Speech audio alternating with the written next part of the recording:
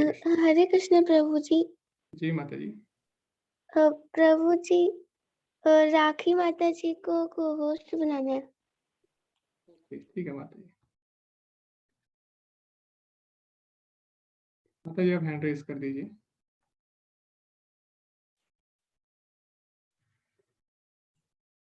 Okay जी। तो भगवत गीता के 7वें अध्याय में आपका स्वागत है और आज के अध्याय का नाम है ज्ञान विज्ञान योग। तो जैसा कि हमको पता है कि भगवत गीता को हम 3 भाग में विभाजित कर सकते हैं। जो प्रथम 6 अध्याय हैं 1 से लेकर 6 तक, वो अध्याय कर्म योग प्रधान है। ठीक है, उसमें भगवान बताते हैं मुख्यतः कि किस प्रकार हम अपने सारे कर्म भगवान से जोड़कर कर सकते हैं। जो बीच के अध्याय हैं 7 से लेकर 12 तक, वो भक्ति योग प्रधान है। उसमें हमें शुद्ध भक्ति देखने को मिलेगी। और जो अंत के 6 अध्याय हैं 13 से लेकर 18 तक, वो ज्ञान योग प्रधान है। तो अभी हम भगवत गीता के बिल्कुल बीच में पहुंच चुके हैं। ठीक है, और जो भक्ति योग है बहुत ही ज्यादा महत्वपूर्ण है, इसीलिए इसको बीच में रखा गया है। तो जैसे अगर आप देखेंगे, अगर आप हीरे की अंगूठी लेते हैं ना, तो उसमें क्या होता है, हीरा कहाँ पे होता है, बिल्कुल बीच में रखा जाता है छुपा के, है ना। तो इसी तरह जो ज्ञान योग और कर्म योग है, उसने भक्ति योग को ढक के रखा है। ठीक है, तो आज हम उसका अध्ययन करेंगे और बहुत ही महत्वपूर्ण ये अध्याय होने वाला है। तो इसी के साथ हम आज के अध्याय का आरंभ करते हैं। श्री भगवानुवाच मय्यासक्तमनः पार्थ योगं युञ्जन्मदाश्रयः असंशयं समग्रं मां यथा ज्ञास्यसि तच्छृणु। श्री भगवान ने कहा, हे प्रतापुत्र, अब सुनो कि तुम किस तरह मेरी भावना से पूर्ण होकर और मन को मुझ में आसक्त करके योगाभ्यास करते हुए मुझे पूर्णतया संशय रहित जान सकते हो। तो सबसे पहले हमें ये देखना होगा इस अध्याय में कि इस अध्याय का आरंभ किसने किया है, स्वयं भगवान ने किया है। तो यहाँ पे अर्जुन ने भगवान से कुछ भी नहीं पूछा, लेकिन भगवान ने फिर भी बिना पूछे ही बता दिया। इसका मतलब क्या है, इसका मतलब ये अध्याय बहुत ही ज्यादा महत्वपूर्ण है कि भगवान ने अर्जुन के प्रश्न का भी, उसकी प्रतीक्षा भी नहीं की अर्जुन के प्रश्न की, और भगवान ने यहाँ पे इस ज्ञान को दिया। ठीक है, तो ये ज्ञान जो है यानी बहुत ही ज्यादा महत्वपूर्ण है ना। क्यों महत्वपूर्ण है, क्योंकि इसमें भगवान अपनी शक्तियों के बारे में, अपने ऐश्वर्य के बारे में बताएंगे और अपने भक्तों के विषय में बताएंगे, कौन भगवान की शरण में आते हैं और किस प्रकार के लोग भगवान की शरण ग्रहण नहीं करते। तो अभी जो ज्ञान है, इस श्लोक में इस ज्ञान की चर्चा हुई कि भगवान से संबंधित ज्ञान कैसा है। सबसे पहले भगवान बोलते हैं मय्या सक्त मनः पार्थ। तो भगवान से जो संबंधित ज्ञान है, जिसे भगवान अभी बोलने वाले हैं, उससे क्या होगा, हमारी आसक्ति भगवान में और ज्यादा बढ़ जाएगी, हमारा मन भगवान में और ज्यादा लगेगा। मय्यासक्त मनः पार्थ। तो कई लोग सोचते हैं कि भगवत गीता हमें बोलती है कि आसक्ति त्यागनी है। हाँ, भगवत गीता हमें सिखाती है कि हमें भौतिक चीजों से आसक्ति त्यागनी है, लेकिन वही आसक्ति अगर हम भगवान में लगाए तो वही आसक्ति हमारा उद्धार कर सकती है। इसीलिए भगवान बोले जो ये भक्ति का जो ज्ञान है अभी 7 से लेकर 12वें अध्याय तक, ये क्या करने वाला है, मय्यासक्त मनः पार्थ, हमारी भगवान में आसक्ति और ज्यादा बढ़ाने वाला है। और योगम युंजन, और ये हमें भगवान से जोड़ने वाला है। मदाश्रय, ये हमें भगवान का आश्रय देने वाला है। और फिर असंशया, तो भगवान बोले इस ज्ञान को सुनने के बाद तुम्हारे सारे संशय खत्म हो जाएंगे। ठीक? उसके बाद क्या बोलते हैं, समग्रम, ये जो ज्ञान है पूर्ण ज्ञान है। ठीक है, समग्रम। तो जैसे कि हमें पता है कि कल के अध्याय में भगवान ने क्या बोला अंत में, योगी नाम अपनी सर्वेशा मदगतेन अंतरात्मना श्रद्धावान भजते यो मां समय युक्त तमो मता। तो योगियों में सबसे श्रेष्ठ योगी वही है जो भगवान का चिंतन करता है और भगवान की प्रेममयी भक्ति पूर्वक सेवा करता है। तो जो भक्ति का ज्ञान अभी भगवान देने वाले हैं 7 से लेकर 12वें अध्याय तक, वो संपूर्ण ज्ञान है, समग्रम। और लास्ट में भगवान क्या बोल रहे हैं, तत्शृणु। ठीक है, तो भगवान श्रवण पे विशेष बल दे रहे हैं।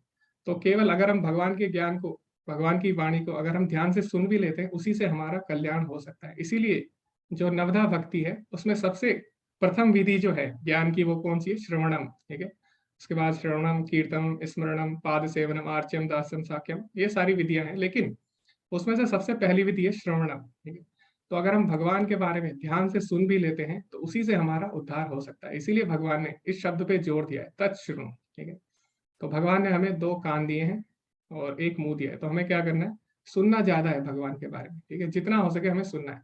तो परीक्षित महाराज को जब पता चला कि 7 दिन में उनकी मृत्यु होने वाली है, तो उन्होंने क्या किया, उन्होंने कोई और विधि नहीं अपनाई, ना उन्होंने कर्मयोग किया, ना उन्होंने ज्ञान योग किया, ना उन्होंने अष्टांग योग किया, उन्होंने भक्ति योग की।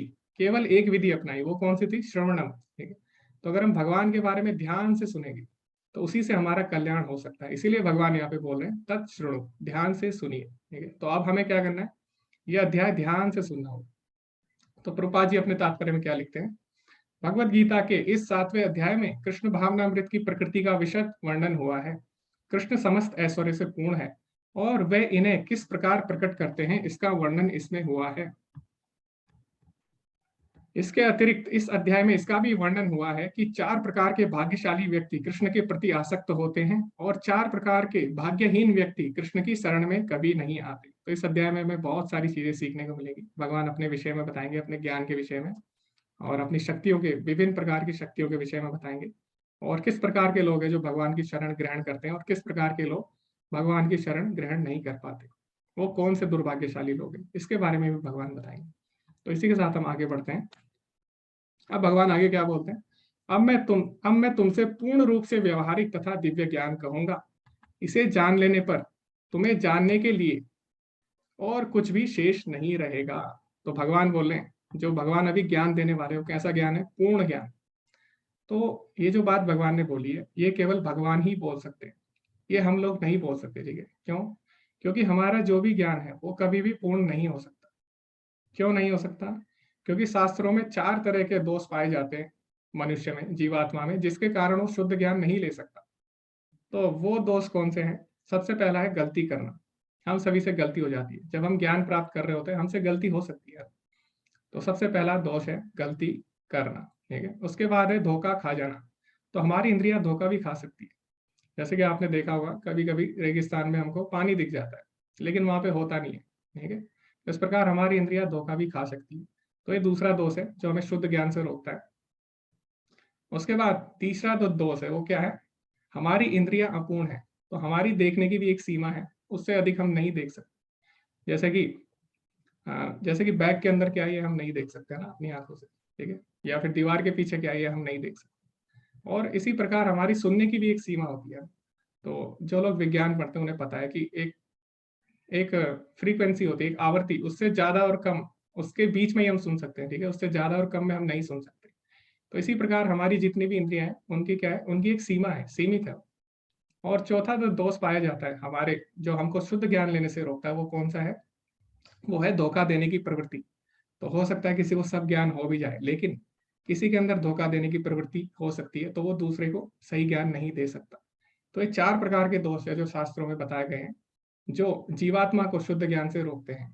लेकिन क्योंकि भगवान में ये 4 दोष नहीं पाए जाते, भगवान में ये 4 दोष नहीं पाए जाते, इसीलिए भगवान ये बात बोल सकते हैं कि जो अभी मैं ज्ञान देने वाला हूँ वो पूर्ण ज्ञान है। ठीक है, तो ईशोपनिषद में आता है ओम पूर्णमदा पूर्णमिदम पूर्णात् पूर्णमुदच्यते। तो भगवान पूर्ण है और उनसे जो जो भी चीजें निकलती है, जो भी ज्ञान उनसे निकलता है वो भी पूर्ण होता है। इसीलिए भगवान यहाँ पे बोल रहे हैं अब मैं तुमसे पूर्ण ज्ञान कहने वाला हूँ। ठीक है, तो आगे हम बढ़ते हैं। ओके, अब कई लोग क्वेश्चन पूछते हैं कि अगर भक्ति इतनी अच्छी है, अगर भक्ति इतनी अच्छी है, इतनी मधुर है, इतनी आनंद देने वाली है, तो क्यों ना हर कोई भगवान का भक्त बन जाता? क्यों हर कोई भगवान की भक्ति नहीं करता? अगर भक्ति इतनी अच्छी है तो फिर क्यों हर कोई भगवान का भक्त नहीं है संसार में? तो इसका उत्तर अभी भगवान इस श्लोक से और आगे आने वाले श्लोकों से हमें देंगे कि क्यों भक्ति इतनी श्रेष्ठ होते हुए भी हर कोई भगवान की शरण में नहीं आ पाता।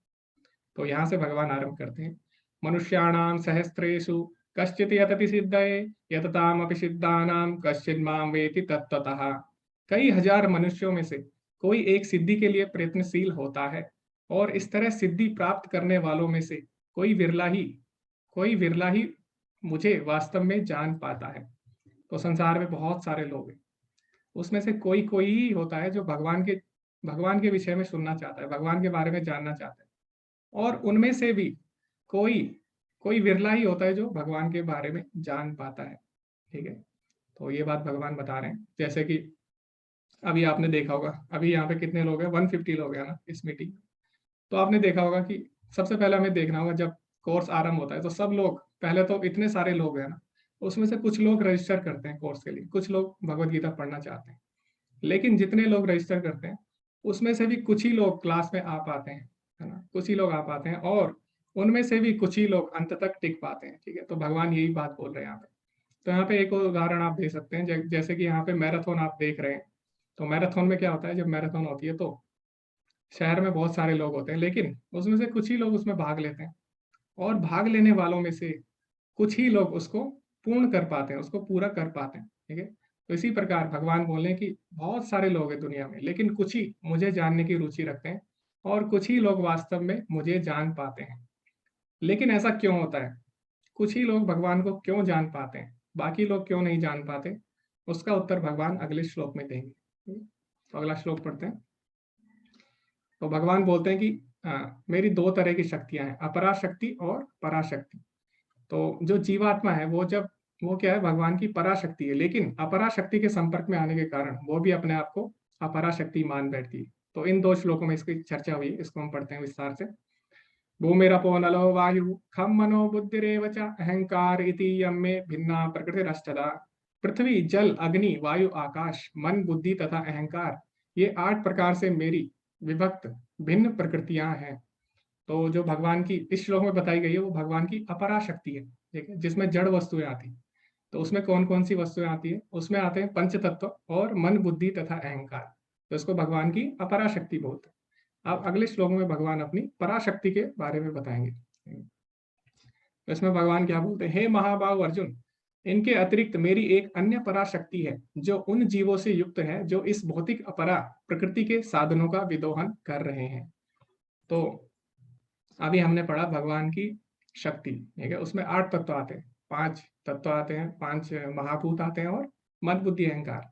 लेकिन जो आत्मा है, जीवात्मा, वो क्या है, भगवान की पराशक्ति है ना। तो भगवान सच्चिदानंद है, जीवात्मा भी सच्चिदानंद है, भगवान की पराशक्ति है। लेकिन क्या होता है, जैसी वो प्रकृति के संपर्क में आती है ना, प्रकृति के गुणों के संपर्क में आती है, तो वो भी अपने आप को जड़ मानने लग जाती है। वो ये भूल जाती है कि मैं आत्मा हूँ, और वो भी अपने को मन बुद्धि अहंकार और पंच तत्वों से बना शरीर मान बैठती है। ठीक है, तो ये इसका कारण है। तो जब आत्मा जब प्रकृति के संपर्क में आती है तो भूल जाती है कि मैं आत्मा हूँ, मैं वो समझती है कि मैं शरीर हूँ, और इस प्रकार क्या करती हो, प्रकृति के जो संसाधन है उनका विदोहन करने लग जाती है। ठीक है, भोग करने लग जाती है। तो इसीलिए ये होता है। तो ऐसा कैसे हो रहा है, तो इसे आप एक उदाहरण से समझ सकते हैं। जैसे कि मान लीजिए एक चील है। ठीक है, चील का छोटा सा बच्चा है। अगर चील के बच्चों को आप चूजों के साथ रखोगे, चूजे के बच्चों के साथ रखोगे, तो क्या होगा, चील के बच्चे को लगेगा कि शायद वो भी चूजा है ना, और चील तो उड़ सकता है, लेकिन अगर वो बचपन से ही चूजे के बच्चों के साथ रहेगा तो उसको क्या लगता है, उसको लगता है शायद मैं भी नहीं उड़ सकता। इसी प्रकार आत्मा भी है।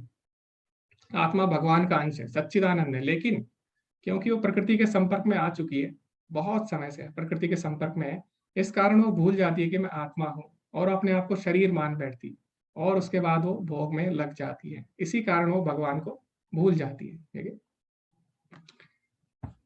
अब हम आगे बढ़ते हैं इसी के साथ। सारे प्राणियों का उद्गम इन दोनों शक्तियों में है। इस जगत में जो कुछ भी भौतिक तथा आध्यात्मिक है, उसकी उत्पत्ति तथा प्रलय मुझे ही जान। तो भगवान बोल रहे हैं जितनी भी चीजें, जितनी भी वस्तुएं हम संसार में देख रहे हैं, वो इन दो शक्तियों से ही बनी है। या तो जड़ है या चेतन है ना। जैसे हमारा शरीर है, ये क्या है, ये जड़ वस्तु है। ठीक है, जैसे पुस्तक है, ये जड़ है, और इत्यादि चीजें हैं, ये सब जड़ है। लेकिन चेतन क्या है, आत्मा। ठीक है, आत्मा चेतन है। तो संसार में जो भी चीजें बनी है वो भगवान की दो शक्तियों से ही बनी है, जड़ और चेतन से। तो भगवान इसमें यही बता रहे हैं। आगे फिर भगवान क्या बोलते हैं, हे धनंजय, मुझसे श्रेष्ठ कोई सत्य नहीं है, मत्ता परतरम ना अन्य। ठीक है, जिस प्रकार मोती धागे में गुथे रहते हैं, उसी प्रकार सब कुछ मुझ पर ही आश्रित है।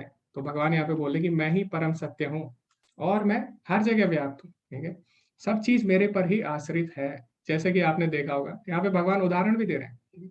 तो जैसे कि धागा होता है मोती का, उसमें धागा नहीं दिखता, हमें लगता है कि मोती कितनी अच्छी तरह से व्यवस्थित है, लेकिन हम उसके पीछे धागे को नहीं देख पाते। इसी प्रकार क्या है, ये संसार आप देखिए कितनी अच्छी तरह से व्यवस्थित है, सब चीजें समय से चल रही है, सूर्य समय से उग रहा है। ठीक है, और ग्रह अपनी गति पे घूम रहे हैं, अपनी कक्षा में घूम रहे हैं, सब चीज नियम से हो रही है, लेकिन हम उसके पीछे का कारण नहीं जान पाते। तो भगवान बोले उसके पीछे का कारण मैं ही हूँ। ठीक है, तो जिस प्रकार हम धागे को नहीं देख सकते मोतियों के पीछे, उसी प्रकार भगवान हर जगह व्याप्त है। अपनी शक्तियों के रूप में, ठीक है, और परमात्मा के रूप में हर जगह भगवान व्याप्त है। तो यहाँ पे भगवान ये बता रहे हैं, लेकिन हर जगह व्याप्त होते हुए भगवान का अपना अलग अस्तित्व है। ये भी हमें इससे सीखने को मिलता है। जैसे मोती के अंदर धागा है, लेकिन धागे का अपना अलग अस्तित्व है, ठीक है। इसी प्रकार भगवान सर्वव्यापी होते हुए भी भगवान का अपना एक अलग अस्तित्व बना रहता है, ठीक है।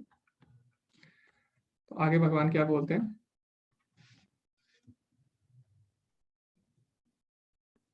ओके। तो क्वेश्चन ये आता है कि अगर भगवान हर जगह हैं तो हम उनका अनुभव कैसे कर सकते हैं, ठीक है। अभी भगवान ने बोला मैं सब जगह व्याप्त हूँ, तो फिर उनका अनुभव कैसे किया जाए, कैसे अनुभव किया जाए कि भगवान इस वस्तु में भी है, इस वस्तुओं में भी है, सब जगह भगवान है, ये हमें कैसे अनुभव होगा, वो भगवान इस श्लोक में बताते हैं। तो भगवान उदाहरण देते हैं यहाँ पे, किसका, रसोहम अप्यस्सु कौन्तेय प्रभास्मि शशि सूर्यो प्रणवः सर्ववेदेषु शब्दः खे पौरुषम नृषु। हे कुंती पुत्र, मैं जल का स्वाद हूँ, सूर्य तथा चंद्रमा का प्रकाश हूँ, वैदिक मंत्रों में ओमकार हूँ, आकाश में ध्वनि हूँ तथा मनुष्यों में सामर्थ्य हूँ। तो हम अगर देखें संसार में, जो लोग विज्ञान पढ़ते हैं उनको पता है कि वैज्ञानिक क्या बोलते हैं, सारी वस्तुएं इलेक्ट्रॉन प्रोटॉन न्यूट्रॉन मतलब इनसे मिलके बनी हुई है, ठीक है। या फिर और अगर हम आगे देखें तो सारी जो चीजें हैं, वस्तुएं कुछ तत्वों से मिलके बनी है, तो अनेक तत्वों से मिलके बनी है, लेकिन फिर भी सारी वस्तुओं में अलग अलग गुण क्यों है, सारी वस्तुएं उन्हीं तत्वों से बनी है, लेकिन फिर भी सबके गुण अलग है, ऐसा क्यों हो रहा है। तो भगवान बोल रहे हैं किसी वस्तु में अगर विशेष गुण है वो मेरे ही कारण है। तो जैसे कि यहाँ पे भगवान उदाहरण दे रहे हैं, जैसे पानी है, पानी का विशेष गुण क्या है, पानी हमें तृप्ति देता है, अलग ही स्वाद है पानी का। तो भगवान बोले जो तृप्ति है पानी की, जो पानी का अलग ही स्वाद है, वो मैं हूँ। तो कई लोग बोलते हैं पानी स्वादहीन है, पानी स्वादहीन नहीं है।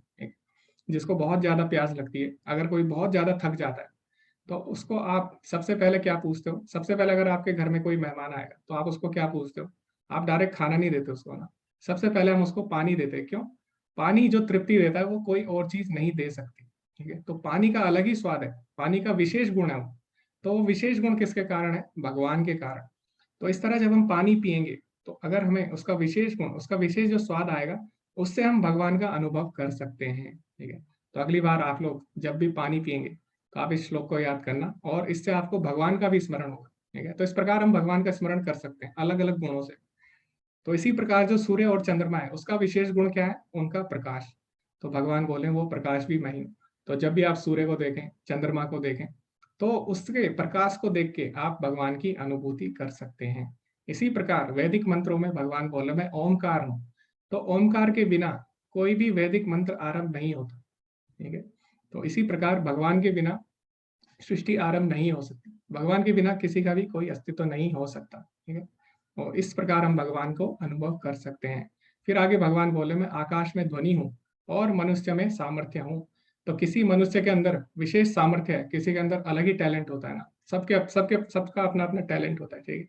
तो भगवान बोले किसी में जो विशेष सामर्थ्य है वो मेरे ही कारण है। तो इस प्रकार हम भगवान की अनुभूति अलग अलग रूप में कर सकते हैं, ठीक है।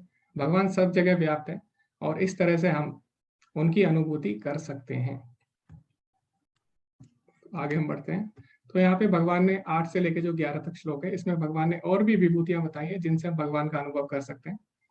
तो ये तो हम जो शुरू में बताई है भगवान ने 5 चीजें, ये तो हम देख चुके हैं अभी। तो भगवान ने बोला जैसे कि चांद और सूरज का मैं प्रकाश हूँ, चंद्र और सूरज में मैं प्रकाश हूँ, वैदिक मंत्रों में ओमकार हूँ, आकाश में ध्वनि हूँ, मनुष्यों में सामर्थ्य हूँ, पृथ्वी में मैं सुगंध हूँ। तो आपने देखा होगा पृथ्वी की अलग ही सुगंध होती है ना, जब बारिश पड़ती है तो पृथ्वी से एक पुण्य सुगंध आती है, अलग ही गंध आती है।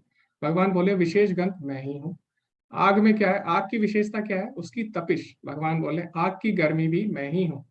सभी तपस्वियों की तपस्या मैं हूँ, सभी अस्तित्व का मूल बीज मैं हूँ, बुद्धिमानों की बुद्धि मैं हूँ और सभी शक्तिशाली पुरुषों का कौशल भी मैं हूँ। तो इस प्रकार से हम भगवान को अनुभव कर सकते हैं अलग अलग रूप में, ठीक है, उनकी शक्तियों के रूप में।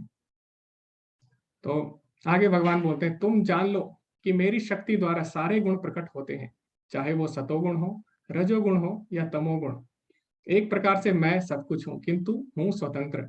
मैं प्रकृति के गुणों के अधीन नहीं हूँ अपितु वे मेरे अधीन हैं। तो भगवान बोल रहे हैं कि मैं माया का स्वामी हूँ। तो वैसे तो ये सारे गुण मेरे से ही आए हैं, लेकिन मैं इनसे अलग हूँ, मैं इनसे ऊपर हूँ, इनका स्वामी हूँ, ठीक है। तो भगवान 3 गुणों की सृष्टि करते हैं, लेकिन फिर भी इनसे अलग बने रहते हैं। तो जैसे कोई लेखक होता है, लेखक क्या करता है, लेखक पुस्तक लिखता है ना, बुक लिखता है, लेकिन लेखक बुक के अंदर नहीं होता, लेखक तो बुक से बाहर होता है ना। तो इसी प्रकार भगवान सृष्टि करते हैं, लेकिन भगवान माया के 3 गुणों से ऊपर रहते हैं। तो एक और उदाहरण है इसका, जैसे कि मकड़ी होती है। मकड़ी क्या करती है, जाला बनाती है और पूरे जाले में घूम सकती है, उसमें फंसती नहीं है कभी भी, और अंत में क्या करती है, उसी जाले को निगल जाती है। तो इसी प्रकार भगवान माया की सृष्टि करते हैं, भगवान इसमें विचरण भी करते हैं, बार बार प्रकट होते हैं, जैसे कि आपने चौथे अध्याय में देखा ही होगा, भगवान बोलते भी हैं, ठीक है, संभवामि युगे युगे, बार बार भगवान इसमें प्रकट होते हैं, लेकिन भगवान माया के 3 गुणों में नहीं फंसते हैं, और अंत में इस सृष्टि का विलय भी भगवान कर देते हैं, ठीक है। तो इस प्रकार भगवान यहाँ पे बता रहे हैं कि माया के जो 3 गुण हैं, मैं उनमें नहीं पड़ता, मैं उनका स्वामी हूँ।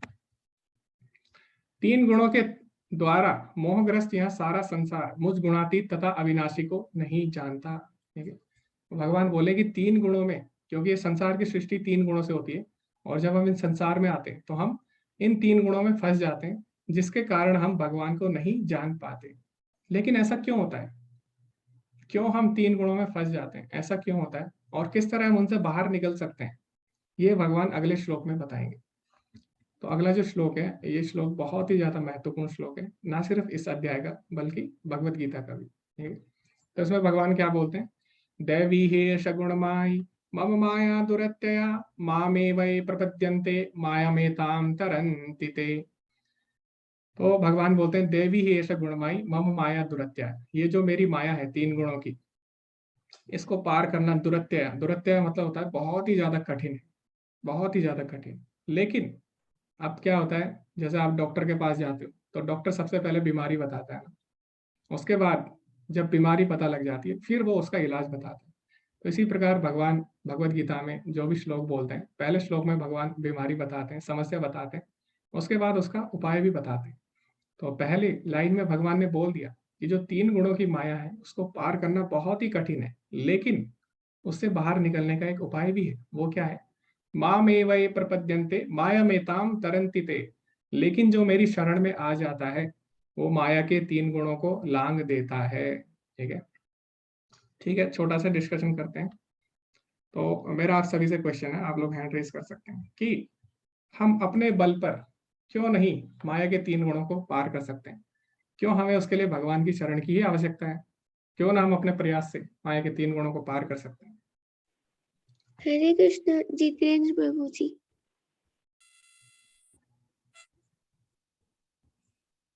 जी, अगर कोई बताना चाहे इस पे छोटा सा हम डिस्कशन कर सकते हैं, हमारे पास ज्यादा समय नहीं है, तो आप जल्दी जल्दी आंसर दीजिए। हरे कृष्ण लक्ष्मी माता जी। हरे कृष्णा प्रभु जी। हरे कृष्णा हम माता जी। अपने कई जन्मों जन्मांतरों के बाद मनुष्य का शरीर ऐसा मिलता है ना, तो हम इसलिए इन सारे कर्मों में लगे रहते हैं, इसलिए माया से ऊपर नहीं उठ पाते हैं। आंख देखना चाहता है कि फूल बहुत अच्छा है, पर फूल बहुत अच्छा है इसी में रहता है। कान आधुनिक गीत संगीत में लगा रहता है, तो वो माया में बंधता जाता है। और ये एक आवश्यकता पूरी हुई, फिर दूसरी उससे बड़ी खड़ी रहती है। एक कार आ गया तो बड़ी BMW कार चाहिए। ऐसे-ऐसे बढ़िया भोजन एक मिल गया और अच्छा भोजन चाहिए। तो माया में तो हम और फँसते जाते हैं ना। हरे जी जी, कृष्णा। हरे कृष्णा माता जी।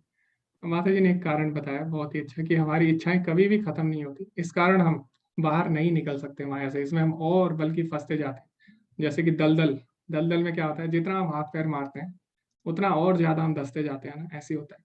तो उस प्रकार माता जी ने एक उदाहरण दिया, बहुत ही अच्छा। ठीक है, हम एक और पूछ लेते हैं प्रभु जी से, नवीन प्रभु जी से, हरे उसके बाद हम कृष्ण चर्चा करते नवीन प्रभु जी, आप अनम्यूट कीजिए। हैं। जी जी अ, हरे कृष्णा प्रभु जी। जी जी जैसा माता जी ने अभी बताया वो भी मैं सोच रहा था। उसके अलावा फिर जैसे गीता में बताया गया है कि अष्टांग योग वगैरह से भी आप कर सकते हैं। आप जो निराकार ब्रह्म की उपासना करके भी लोग करने की कोशिश करते हैं, लेकिन वो सब मार्ग जो हैं वो थोड़े थोड़े मुश्किल हैं, और वहाँ पे इस कलयुग में वो चीज़ को पार कर पाना काफ़ी मुश्किल है। इसलिए भगवान की भक्ति में का रास्ता जो है वो काफ़ी सरल है, और वो एक तरीके से थोड़ा सा प्रैक्टिकल भी है इस समय में। मेरी टिप्पणी है। जी जी जी, धन्यवाद प्रभु जी। बहुत ही अच्छे पॉइंट दिया आपने। तो प्रभु जी बोल रहे हैं कि कलयुग के प्रभाव के कारण भी ऐसा है, क्योंकि जैसे भागवतम में भी बोला गया है, कलयुग में लोग कैसे होंगे, मंद बुद्धि होगी, आलसी होंगे, मंदा सुमंद मते हो, उनकी बुद्धि भी कम होगी, मंद भाग्य, उनका दुर्भाग्य भी होगा क्योंकि कोई समझाने वाला नहीं होगा। ठीक है, उपद्रता, आपस में लड़ाई भी करेंगे। तो ये तो कलयुग के लक्षण के बारे में प्रभु जी ने बताया। ठीक है, हम और भी चर्चा करेंगे इस श्लोक पे, क्योंकि ये श्लोक बहुत ही ज्यादा महत्वपूर्ण है। तो क्यों हमें भगवान की शरण लेनी है माया से पार होने के लिए? क्यों हम अपने बल से, अपने प्रयास से नहीं इससे निकल सकते? तो इसका उत्तर ये है कि जो माया है भगवान की शक्ति है। ठीक है, भगवान की शक्ति है, और माया भी भगवान की तरह ही शक्तिशाली है, सर्वव्यापी है। माया भी हर जगह व्याप्त है, उसी से सारी सृष्टि बनी है, तो बहुत ज्यादा शक्तिशाली है। तो अगर हमें किसी शक्तिशाली व्यक्ति से लड़ना है तो हमें उसी के टक्कर का कोई चाहिए, है ना। तो माया बहुत ही ज्यादा शक्तिशाली है। यहाँ पे भगवान खुद बोल रहे हैं, मम माया दुरत्यया, मेरी माया को पार कर पाना बहुत ही ज्यादा कठिन है। ठीक है, तो इसीलिए अगर हमें किसी शक्तिशाली व्यक्ति से लड़ना है तो हमें उतना ही शक्तिशाली होना पड़ेगा। तो हम तो उतने शक्तिशाली हो नहीं सकते, क्योंकि जीवात्मा कभी भी भगवान नहीं बन सकती। तो हमें क्या करना होगा, जो शक्तिशाली व्यक्ति है उसकी शरण में जाना होगा, और वो कौन है? भगवान है। ठीक है, तो कुछ और उदाहरण है मैं आपको देता हूँ। जैसे कि मान लो सबके हाथ बंधे हुए हैं, है ना। सबके हाथ अगर बंधे हुए हैं तो एक दूसरे को छुड़ा नहीं सकते हम, क्योंकि सबके हाथ बंधे हुए हैं। तो सबको अगर मुक्त करना है तो कौन मुक्त कर सकता है? जिसके हाथ खुले हुए हैं। ठीक है, तो हम सब लोग माया में पड़े हुए हैं, इसीलिए हम एक दूसरे की सहायता नहीं कर सकते, और स्वयं की भी नहीं। तो अगर हमें माया के बंधन से बाहर उठना है तो हमें उसी के पास जाना होगा जो स्वयं माया में नहीं है, और वो कौन है? वो मायाधीश भगवान श्री कृष्ण। ठीक है, अगर हम उनकी शरण में जाएंगे तभी हम माया को पार कर सकते हैं। और दूसरा एक और इसका आंसर है कि जो माया है वो भगवान की शक्ति है। ठीक है, और भगवान उसके स्वामी है। तो जैसे कि आप किसी के घर पे जाते हो, तो उसके घर में अगर कोई खुखार कुत्ता है, तो कुत्ता क्या करता है? आपके पीछे अगर पड़ जाए वो, तो आप क्या करोगे? आप अगर कुत्ते को बोलोगे कि हट जा, तो क्या कुत्ता हट जाएगा? नहीं हटेगा, वो और ज्यादा आप पे आएगा ना। लेकिन जैसे आप मालिक को आवाज लगाते हो, तो मालिक क्या करेगा? मालिक एक इशारा करेगा कुत्ते को, है ना, कुत्ते को बोलेगा हट जाओ, तो कुत्ता क्या करेगा? हट जाएगा। ठीक है, तो इसी प्रकार जो माया है वो भगवान उसके स्वामी है। तो अगर हम भगवान की शरण में जाएंगे तो भगवान क्या करते हैं? माया को हटा देते हैं। ठीक है, तो भगवान ही हमारी सहायता कर सकते हैं, इसीलिए हमें भगवान की शरण में जाना चाहिए। और जो लोग भगवान की शरण में जाते हैं, भगवान की भक्ति करते हैं, तो 12वें अध्याय में भगवान क्या बोलते हैं? तेषामहं समुद्धर्ता मृत्यु संसार सागरात् भवामि न चिरात् पार्थ मय्यावेशित चेतसा। तो भगवान बोलते हैं कि मैं स्वयं उनका उद्धार करता हूँ। तेषामहं समुद्धर्ता मृत्यु संसार सागरात्, ये जो मृत्यु संसार है, इसका सागर है, इससे मैं स्वयं उनका उद्धार करने आऊंगा। स्वयं मैं उनका हाथ पकड़ के उनको अपने धाम में ले जाऊंगा।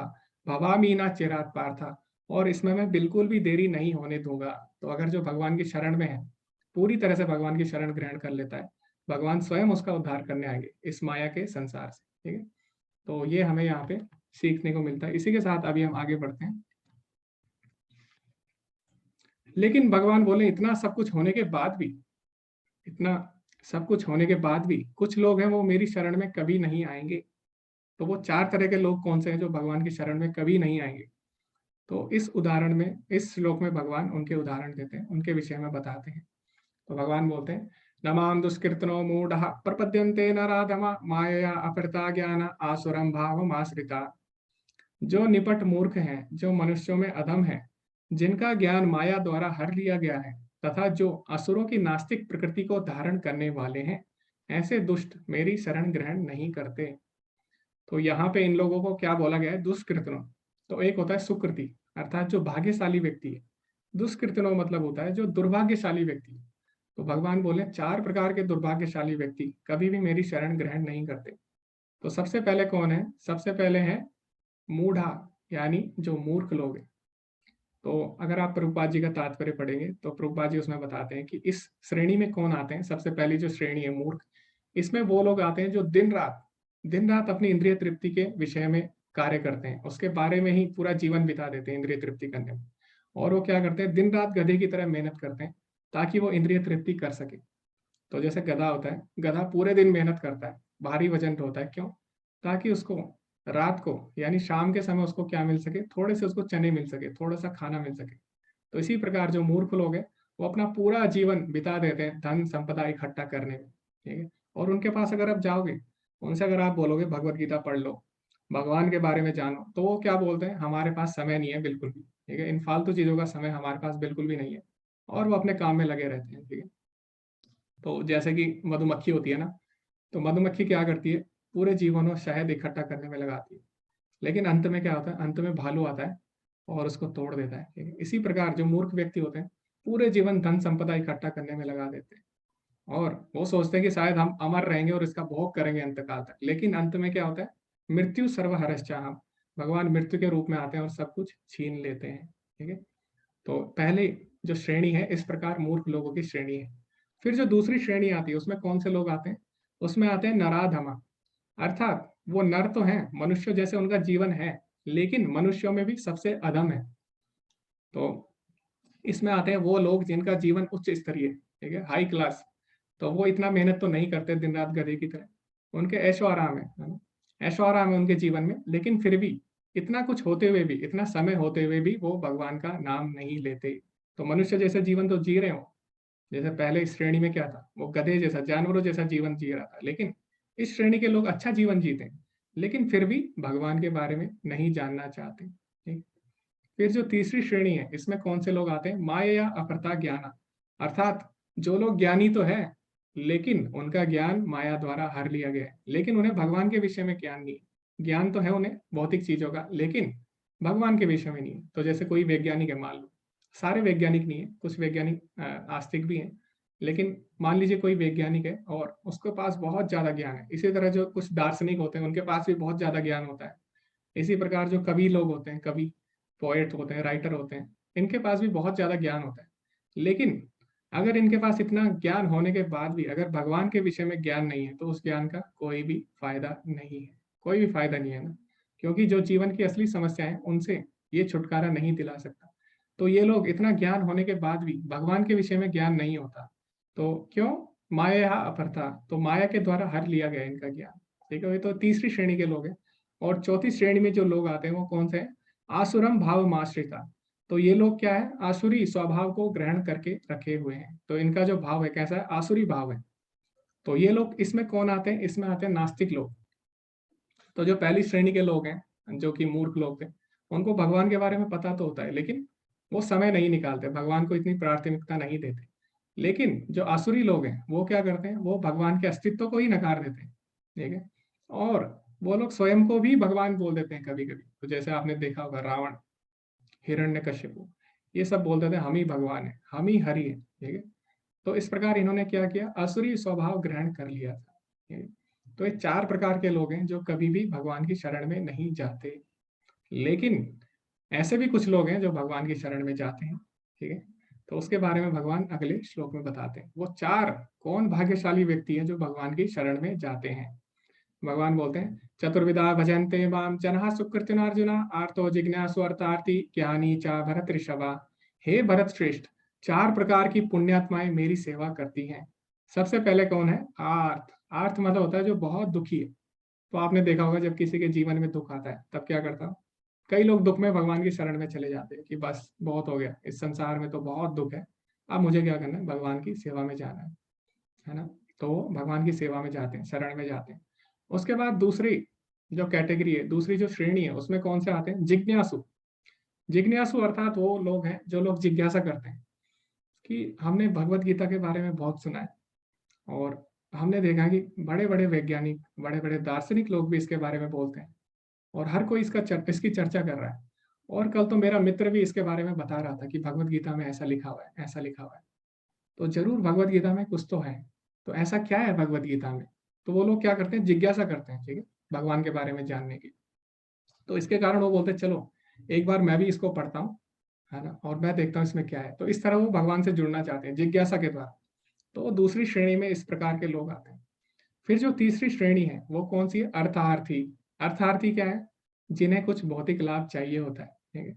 भगवान के पास जाएंगे, भगवान मुझे नौकरी दिला दीजिए, कोई बोलेगा भगवान मुझे मेरी शादी करा दीजिए। इस तरह मतलब अलग अलग अलग अलग अर्थ के लिए भगवान के पास जाते हैं, ठीक है। और जो चौथी श्रेणी है वो कौन सी है? ज्ञानी, जिन्हें पूर्ण ज्ञान हो चुका है, परम सत्य का पूर्ण ज्ञान हो चुका है, ठीक है। भगवान के विषय में जो ज्ञान है, जिनको पूरा ज्ञान हो चुका है भगवान के विषय में, भगवान की भक्ति कैसे करनी है, कैसे भगवान की शरणागति लेनी है, ठीक है, किस प्रकार भक्ति में आगे बढ़ना है। तो इस तरह से 4 प्रकार के लोग भगवान की शरण में जाएंगे। तो आगे हम बढ़ते हैं। तो आगे हम उदाहरण भी देखेंगे इसके, ठीक है। तो इन 4 लोगों में कौन कौन आते हैं। तो सबसे पहले हमने क्या देखा? अर्थ, अर्थात जो दुख में भगवान की शरण में जाते हैं। तो उसमें कौन आता है? उसमें सबसे पहले आता है गजेंद्र। तो गजेंद्र वैसे बहुत मस्ती कर रहा था, आपने जितने भी हाथी थे सबके साथ वो मस्ती कर रहा था। तो आपने देखा होगा हाथी क्या करता है? पानी में क्रीड़ा करता है ना, पानी में मस्ती करता है। तो गजेंद्र भी मस्ती कर रहा था, लेकिन जैसे ही मगरमच्छ ने उसका पैर पकड़ लिया, क्षमा करें 1 मिनट, मैं चार्जिंग पे लगाता हूँ अपना सिस्टम।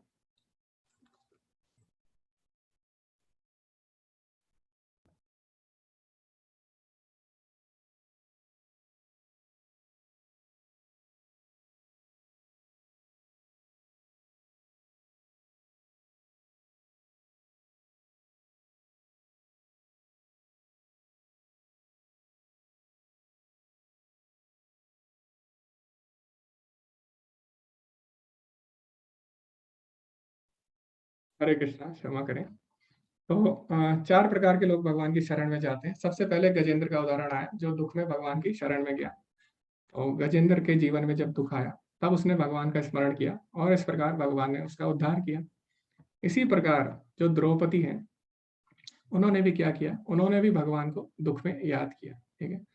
तो उनके पास सब चीज था, उनके पास अच्छे अच्छे पति थे जो कि सर्वशक्तिशाली थे, सब सामर्थ्य था उनके पास, और उनके अच्छे अच्छे लोग वहां पे उपस्थित थे, जैसे कि भीष्म हो गए, द्रोणाचार्य हो गए, कृपाचार्य हो गए। लेकिन सब कुछ होते हुए भी कोई जब सहायता नहीं कर सका तो उन्होंने किसको याद किया? भगवान को याद किया, ठीक है। तो इससे हमें क्या सीखने को मिलता है? हमारे पास सब कुछ होते हुए भी, हमारे पास भले ही कितना भी धन हो, कितनी भी ज्यादा संपत्ति हो, कितने भी हमारे अच्छे अच्छे रिश्तेदार हो, लेकिन कभी कभी ऐसी परिस्थिति आ जाती है कि कोई भी हमारे काम नहीं आएगा। तो उस समय हमें क्या करना है? उस समय हमें भगवान को याद करना है, ठीक है। तो इससे हमें ये सीखने को मिला। तो द्रौपदी ने क्या किया? जब कुछ भी काम नहीं आया, बहुत दुख जब उनका बढ़ गया, तब उन्होंने भगवान को याद किया। इसी प्रकार जो व्यास देव जी है, उनकी पत्नी है, तो सुखदेव गोस्वामी जो थे, वो बहुत सालों तक उनके गर्भ में थे, वो बाहर ही नहीं आ रहे थे। तो उनकी माता को अत्यंत पीड़ा हुई, ठीक है, और पीड़ा सह रही थी काफी वर्षों से। तो उन्होंने फिर भगवान को जब याद किया तो भगवान आते हैं और फिर भगवान सुखदेव गोस्वामी को बोलते हैं कि आप बाहर आ जाइए। तो इस प्रकार वो आते हैं, ठीक है। तो इस प्रकार इन्होंने क्या किया? इन 3 लोगों ने भगवान को दुख में याद किया। अब जो दूसरी श्रेणी आती है वो कौन सी है? जिज्ञासु, जो लोग जिज्ञासा करते हैं। तो इसमें कौन आते हैं? इसमें आते हैं परीक्षित महाराज। तो जब परीक्षित महाराज को पता लगा 7 दिन में उनकी मृत्यु होने वाली है, तो उन्होंने क्या किया?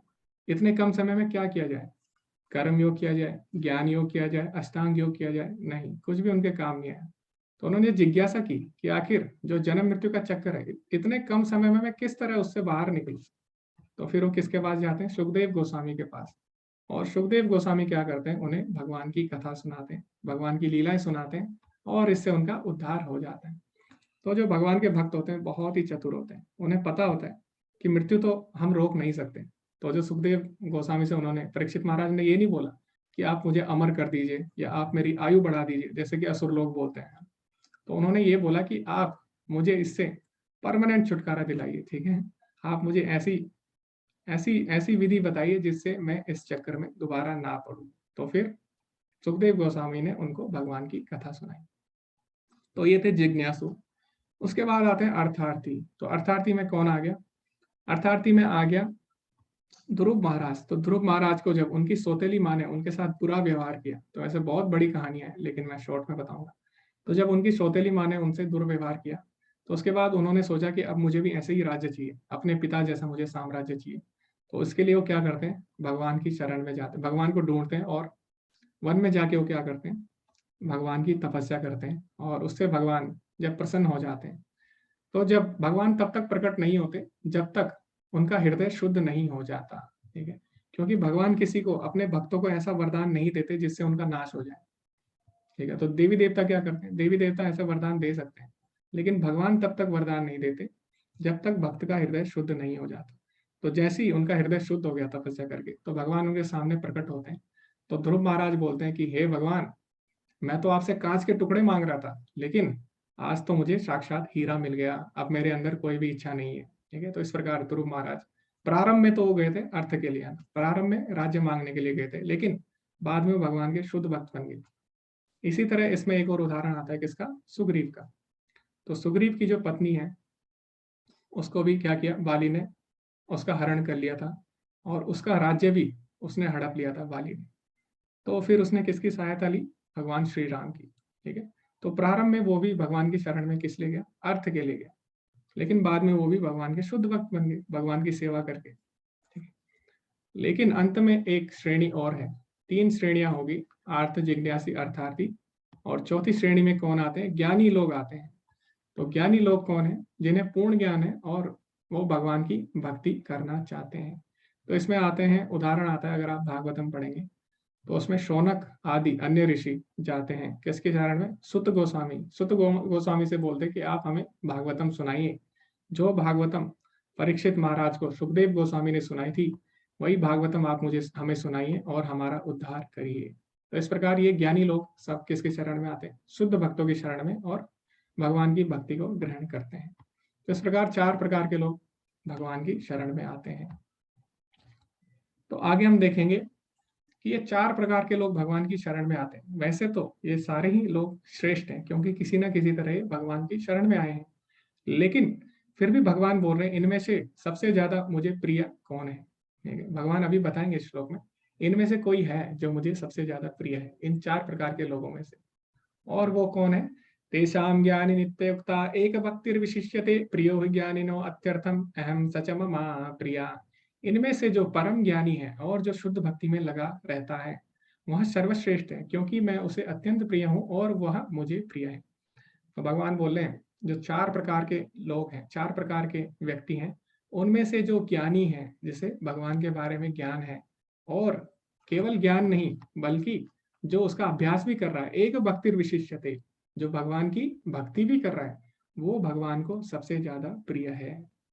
तो ऐसा भगवान ने क्यों बोला, वैसे तो सारे ही भगवान की शरण में आए, लेकिन भगवान ने ऐसा क्यों बोला कि जो पूर्ण ज्ञानी है और मेरी भक्ति कर रहा है साथ साथ, तो वो मुझे सबसे ज्यादा प्रिय है।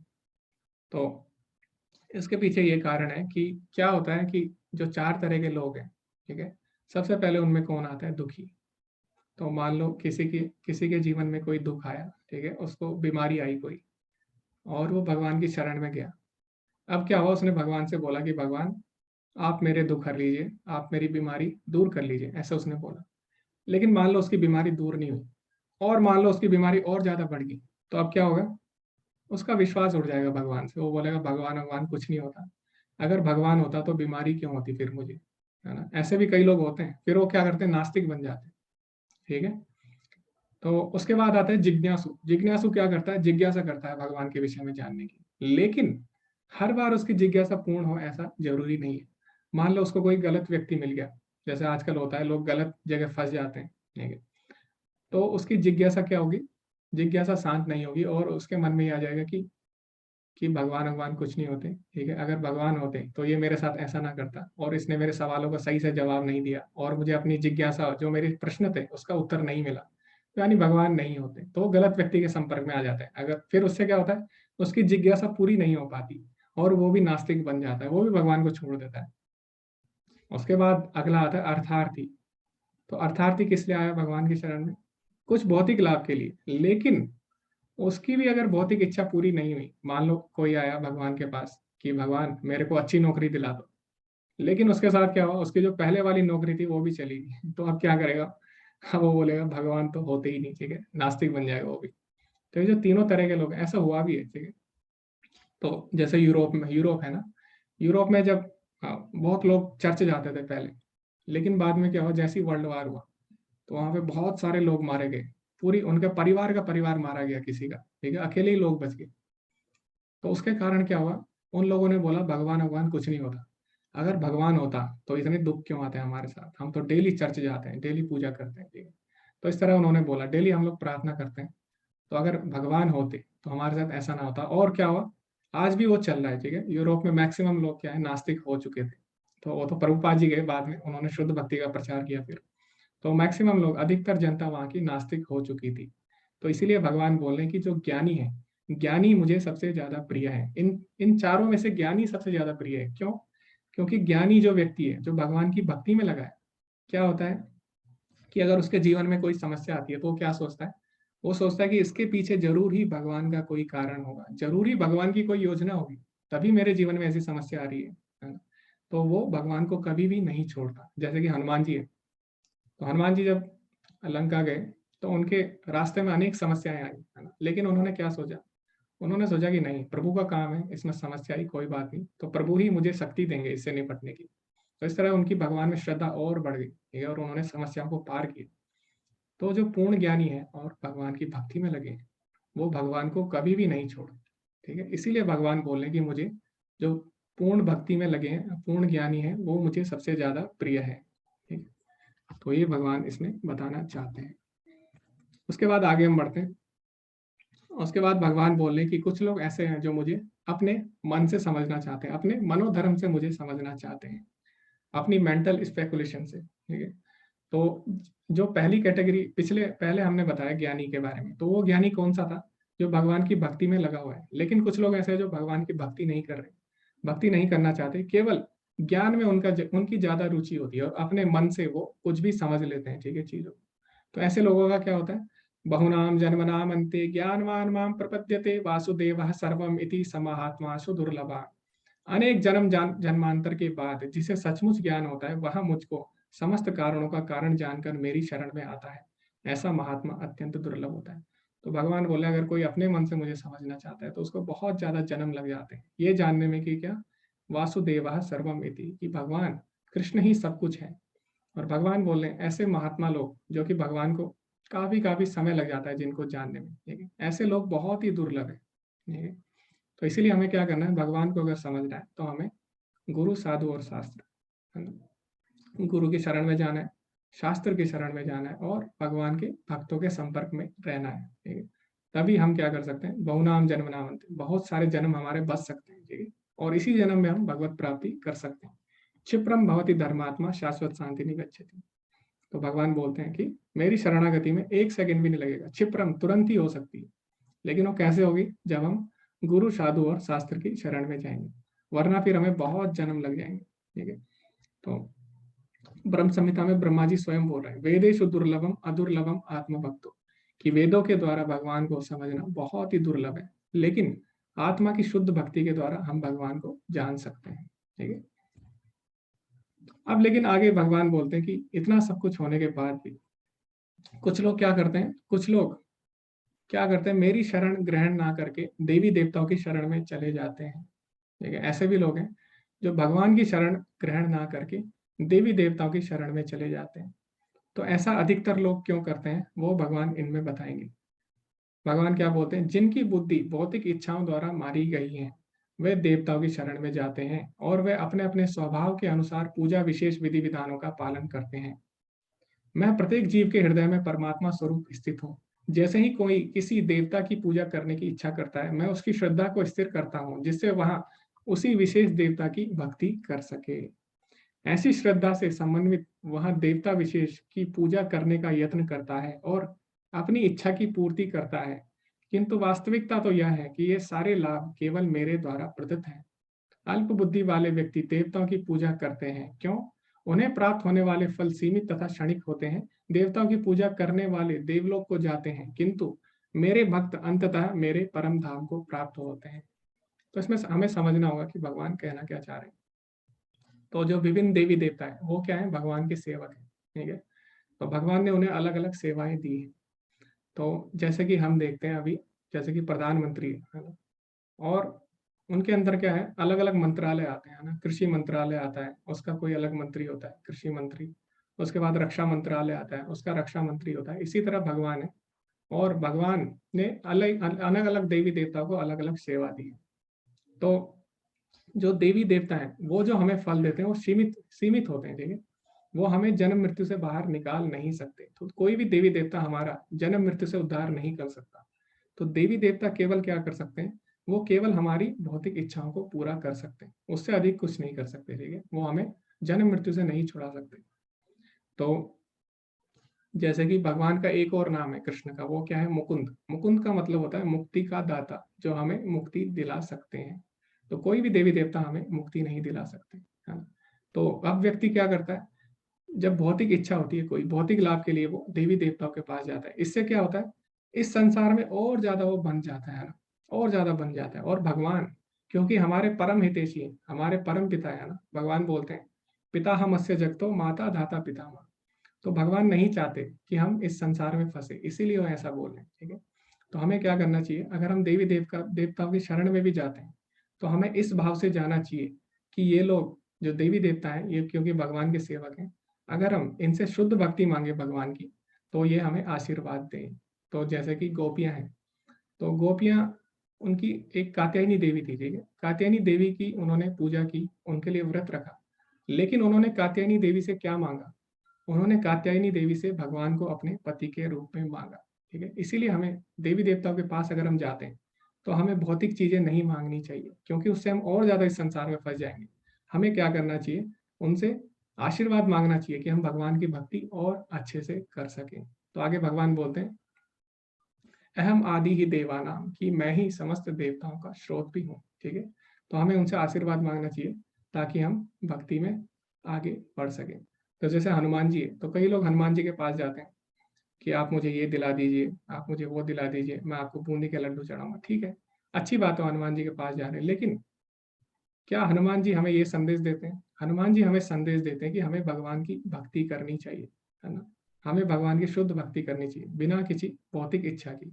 तो हमें हनुमान जी से क्या मांगना चाहिए कि हनुमान जी, जिस प्रकार आपने राम जी की सेवा की निस्वार्थ भाव से, उसी प्रकार आप भी हमें भगवान की सेवा में लगाइए। तो सोचिए जब हनुमान जी ये सुनेंगे तो कितने ज्यादा प्रसन्न होंगे आप।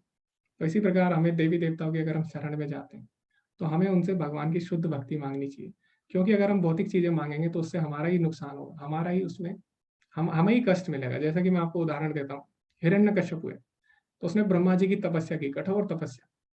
तो उसने ब्रह्मा जी से बोला कि आप मुझे अमर कर दीजिए। तो ब्रह्मा जी ने बोला मैं स्वयं अमर नहीं हूं, तो मैं तुमको कैसे अमर कर सकता हूँ, तो तुम कुछ और मांग लो।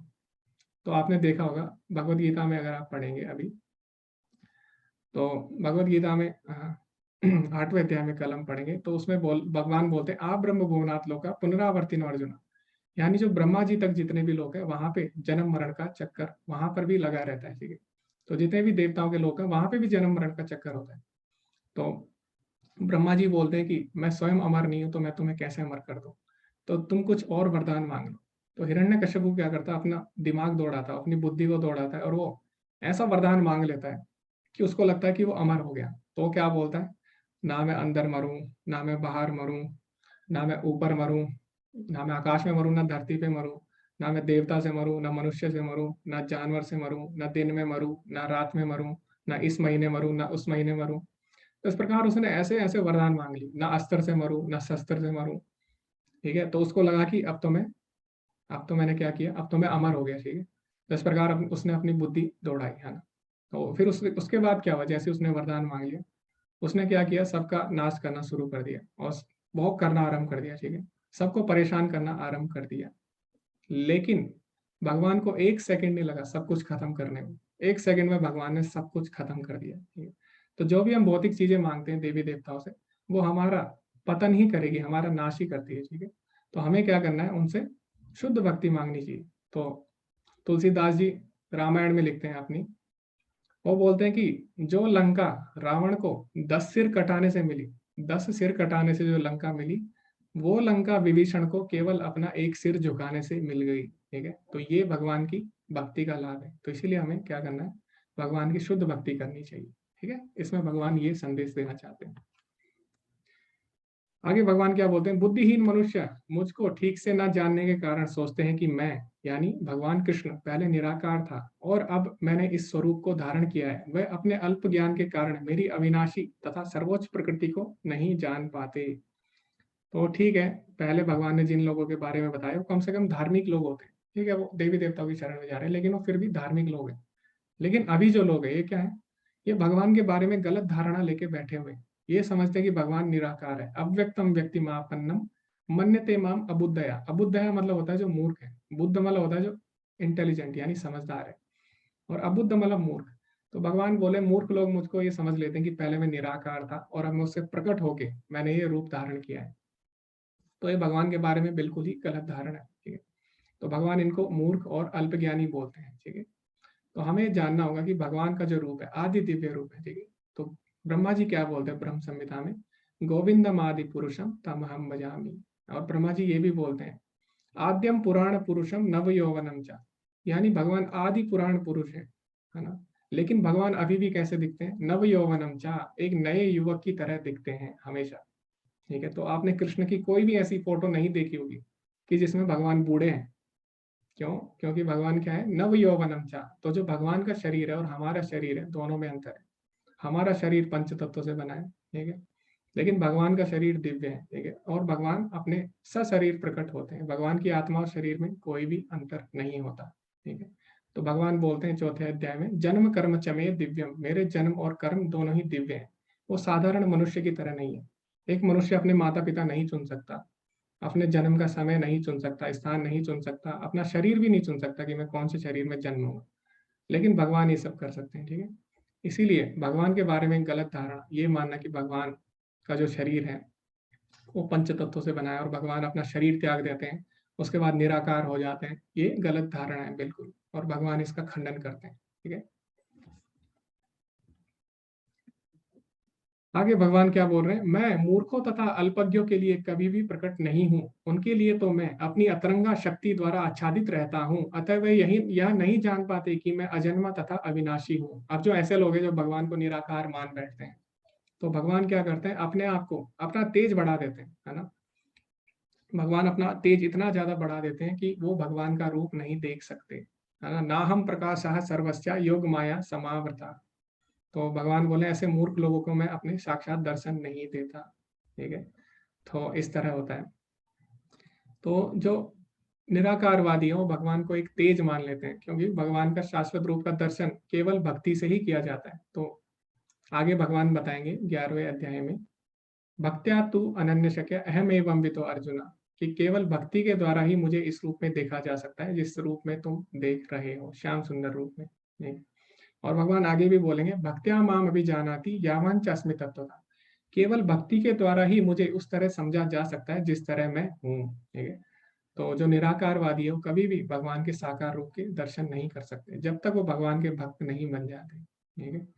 तो जो निराकार ज्योति है भगवान उसका आश्रय है, भगवान ही उसका आधार है। ये भगवान आगे बोलेंगे भगवत गीता में, ब्रह्मणो ही प्रतिष्ठा हम, जो निराकार ब्रह्म ज्योति है उसका आधार मैं ही हूँ, ठीक है। और ब्रह्म संहिता में ब्रह्मा जी स्वयं बोल रहे हैं, श्यामम त्रिभंग ललितम नियत प्रकाशम, कि जो श्याम सुंदर है उनके शरीर से एक नियत तेज निकल रहा है, ठीक है। वो क्या है, ब्रह्म ज्योति, जिसको निराकारवादी ब्रह्म ज्योति बोलते हैं, वही तेज है, ठीक है। तो केवल भगवान के भक्त ही भगवान को समझ सकते हैं।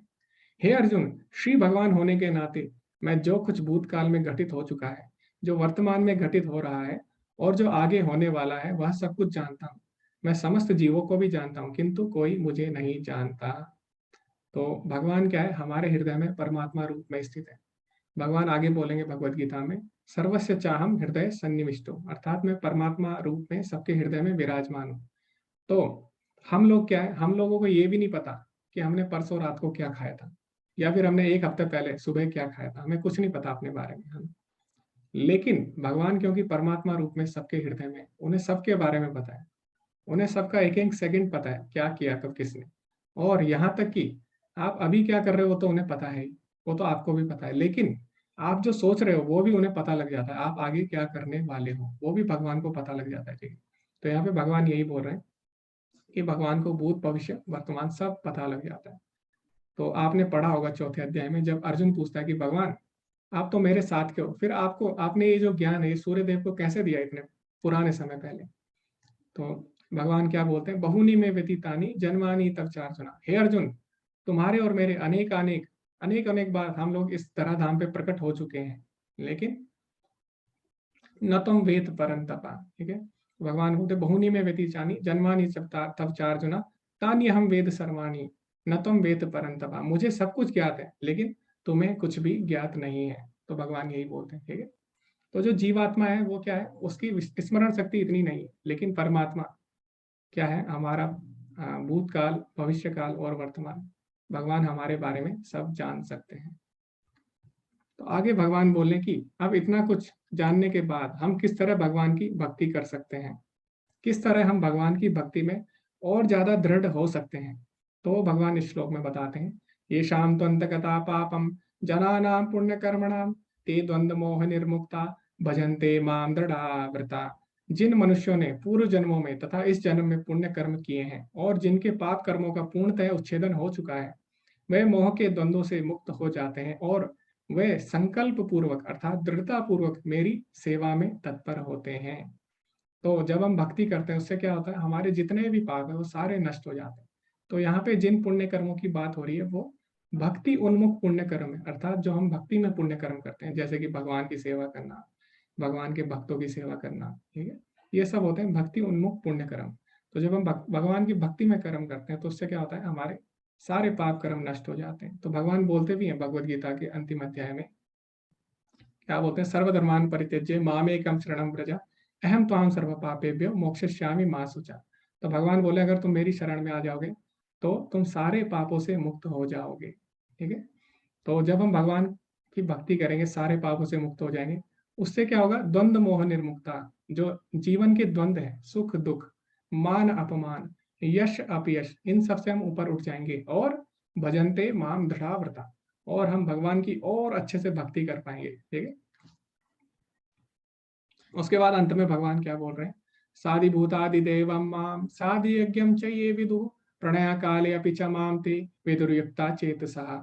जो मुझ परमेश्वर को मेरी पूर्ण चेतना में रहकर मुझे जगत का, देवताओं का तथा समस्त यज्ञ विधियों का नियामक जानते हैं, वे अपनी मृत्यु के समय भी मुझ भगवान को जान और समझ सकते हैं। तो अभी जो कल का अध्याय होने वाला है वो बहुत ही ज्यादा महत्वपूर्ण अध्याय है। क्यों? क्योंकि हम सबको पता है कि भगवत गीता हमें सिखाती है जीवन कैसे जीना है, लेकिन भगवत गीता ना सिर्फ हमें ये सिखाती है हाउ टू लिव, यानी जीना कैसे है, बल्कि भगवत गीता हमें ये भी बताती है कि अपना शरीर त्यागना कैसे है, हाउ टू लीव, ठीक है। तो भगवत गीता दोनों चीजें सिखाती है, हाउ टू लिव कैसे जीना है और हाउ टू लीव इस शरीर को कैसे त्यागना है। तो कल का जो अध्याय है पूरा अंतकाल के बारे में, कि अंतकाल में हमारी चेतना क्या होनी चाहिए और अंतकाल में हम किस तरह से भगवान को याद करके भगवान का स्मरण किस तरह कर सकते हैं और किस तरह हम भगवान को प्राप्त कर सकते हैं। तो इसीलिए ये इस अध्याय का अंतिम श्लोक है और इसमें भगवान कल के अध्याय के बारे में हमें एक संकेत दे रहे हैं कि किस तरह मृत्यु के समय कोई भगवान को जान सकता है। तो कल हम इस विषय पर विस्तार से चर्चा करेंगे, ठीक है। तो इसी के साथ ही अध्याय समाप्त होता है। अंत में प्रभुपाद जी के कुछ शब्द हैं, उनको हम पढ़ लेते हैं। प्रभुपाद जी बोलते हैं, यह 7वां अध्याय विशेष रूप से बताता है कि कोई किस प्रकार पूर्णतया कृष्ण भावना भावित हो सकता है। कृष्ण भावना का शुभारंभ ऐसे व्यक्तियों के सानिध्य से होता है जो कृष्ण भावना भावित होते हैं। ऐसा सानिध्य आध्यात्मिक होता है और इससे मनुष्य प्रत्यक्ष भगवान के संसर्ग में आता है और भगवत कृपा से वह कृष्ण को भगवान समझ सकता है। साथ ही वह जीव के वास्तविक स्वरूप को समझ सकता है और वह समझ सकता है कि किस प्रकार कृष्ण को भुलाने से वह प्रकृति के नियमों द्वारा बता हुआ है। वह यह भी समझ सकता है कि यह मनुष्य जीवन कृष्ण भावनामृत को पुनः प्राप्त करने के लिए मिला है, अतः इसका सदुपयोग परमेश्वर की अहेतु की कृपा प्राप्त करने के लिए करना चाहिए। तो सबसे पहले हमें क्या करना है, भक्तों का साथ नहीं छोड़ना, ठीक है, भक्तों के संपर्क में रहना है हमेशा। उससे क्या होगा, जब हमें भगवान के विषय में ज्ञान होगा हम भगवान को और अच्छे से जान सकेंगे और भगवान की सेवा में जब हम लगेंगे तो हम अपने वास्तविक स्वभाव को प्राप्त कर सकेंगे। और हमारा वास्तविक स्वभाव क्या है, जीवेर स्वरूप होए कृष्णेरा नित्यदास, ठीक है। तो जब हम भगवान की भक्ति करेंगे तभी हम अपना वास्तविक स्वभाव जान पाएंगे और हम समझ पाएंगे कि हम लोग शरीर नहीं है, हम क्या है, आत्मा है और हमें भगवान की सेवा करनी है और अपने जीवन का सदुपयोग करना है, ठीक है। तो ये इस अध्याय का सारांश था। तो अंत में हम पढ़ते हैं कुछ विषय जिनके विषय में हमने चर्चा की। कृष्ण के बारे में ज्ञान की महिमा। सबसे पहले हमने जाना कि कृष्ण के विषय में ज्ञान जो है उसकी क्या महत्वता है। उसके बाद हमने भगवान की ऊर्जाओं के विषय में जाना, भगवान की 2 प्रकार की शक्तियां होती है, पराशक्ति अपराशक्ति। फिर हमने देखा 4 तरह के लोग कौन है जो भगवान को समर्पित है और 4 तरह के लोग कौन है जो भगवान की शरण में नहीं जाते। उसके बाद हमने देवताओं के विषय में जाना, देवताओं के शरण में क्यों कोई जाता है, और उसके बाद कुछ लोग जो गलत धारणा अपना लेते हैं भगवान के विषय में, प्रतिवाद, उसके विषय में हमने जाना। उसके बाद हमने देखा कि अंत में भगवान की भक्ति हम किस तरह दृढ़ता पूर्वक कर सकते हैं। तो इसी के साथ ये अध्याय समाप्त होता है। किसी के कोई प्रश्न है तो आप लोग हैंड रेज कर सकते हैं, और आप लोग चैट में भी अपने क्वेश्चन लिख सकते हैं। हरे कृष्ण। हरे कृष्णा प्रभु जी। दंडवत हरे प्रणाम। कृष्ण, हरे कृष्णा माता जी। ओके, हरे कृष्णा निधि माता जी, आपने हैंड रेज किया है, आप कुछ बोल सकते हैं। हरे कृष्णा प्रभु जी। जी जी माता जी, हरे कृष्णा। हाँ जी, प्रभु जी, मेरा सवाल ये है कि जैसे अभी आपने ये चैप्टर में हमें एक्सप्लेन किया कि विभिन्न देवी देवताएं मतलब वो भगवान का ही रूप है और नहीं, रूप नहीं है, परमात्मा उनके अंश है, भगवान के अंश सेवक है। है। जी जी, जी। हाँ जी। तो प्रभु जी, मेरा कंफ्यूजन वहां पे होता है, जैसे त्रेता युग में श्री रामचंद्र जी थे, जब वो लंका की चढ़ाई कर रहे थे मतलब सीता जी के लिए, तो उन्होंने रामेश्वरम में शिवलिंग स्थापित करके वो पूजा करी थी उनकी। जी जी तो जी। तो वो मतलब थोड़ा कंफ्यूजन हो जाता है कि मतलब वो तो स्वयं तो भगवान है और उसमें कोई बड़ी बात नहीं है। अर्जुन, भगवान तो अर्जुन के सारथी भी बन गए, लेकिन अर्जुन क्या बोलता है भगवान को? अच्युत बोलता है। जब वो रथ हाँकता है तो उसने एक शब्द यूज किया है, उसको अच्युत बोला है भगवान को। अर्थात अच्युत मतलब होता है जो अपने पद से कभी नहीं गिरता। तो भगवान भले ही अर्जुन के सारथी बन गए, अपने भक्तों को प्रसन्न करने के लिए भगवान उनके सेवक भी बन जाते हैं। भगवान ने क्या किया, भगवान जब युधिष्ठिर महाराज से मिलते थे तो उनके पैर छूते थे भगवान। और जब राजसूय यज्ञ हुआ युधिष्ठिर महाराज का, तो भगवान ने पता कौन सी सेवा चुनी? सबके पैर धोने की भी सेवा भगवान ने चुनी। और जब सुदामा भगवान से मिलने आया, पता भगवान ने क्या किया? भगवान ने अपने सिंहासन पे बिठा के उसके पैर धोए। ठीक है, तो इस प्रकार भगवान कर सकते हैं अपने भक्तों को आनंद देने के लिए, भगवान कुछ भी कर सकते हैं। ठीक है। हाँ, पर प्रभु जी मतलब श्री रामचंद्र जी ने शिवलिंग की स्थापना की, वो कुछ मतलब हरे संकेत कृष्णा था प्रभु जी। कि हेलो हरे कृष्णा जी माता जी, आप बोलिए। तो जी, इसमें क्या हाँ, बड़ी बात है माता जी? इसमें क्या है? तो इसमें क्या मतलब गलत कर दिया? क्या संकेत देना चाहते थे? नहीं, संकेत यही गलत देना नहीं, चाह रहे हैं मतलब कि जैसे भगवान के भक्तों का सम्मान करना चाहिए। ठीक है, भगवान के भक्तों के आशीर्वाद के बिना हम कोई भी कार्य सफल नहीं होता। भगवान की भक्ति भी भगवान के भक्तों की कृपा से मिलती है, ये संदेश देना चाहते हैं। ठीक है,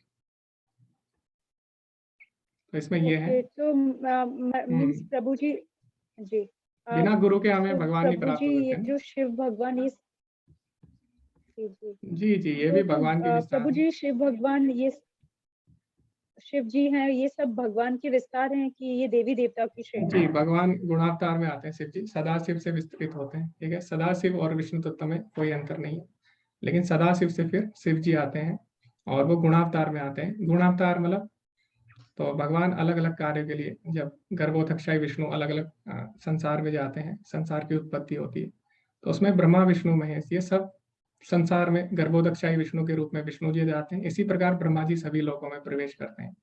जैसे कि आपने देखा होगा ब्रह्म विमोहन जब लीला हुई थी, उसमें जब भगवान ने ब्रह्मा जी को बुलाया, तो उसमें अनेकों अनेक अनेक अनेक लोकों के ब्रह्मा जी आ गए। ठीक है, तो ब्रह्मा विष्णु और शिव जी हर लोक में प्रविष्ट करते हैं। ठीक है, लेकिन सदाशिव एक ही है, सदाशिव हमेशा बने रहते हैं।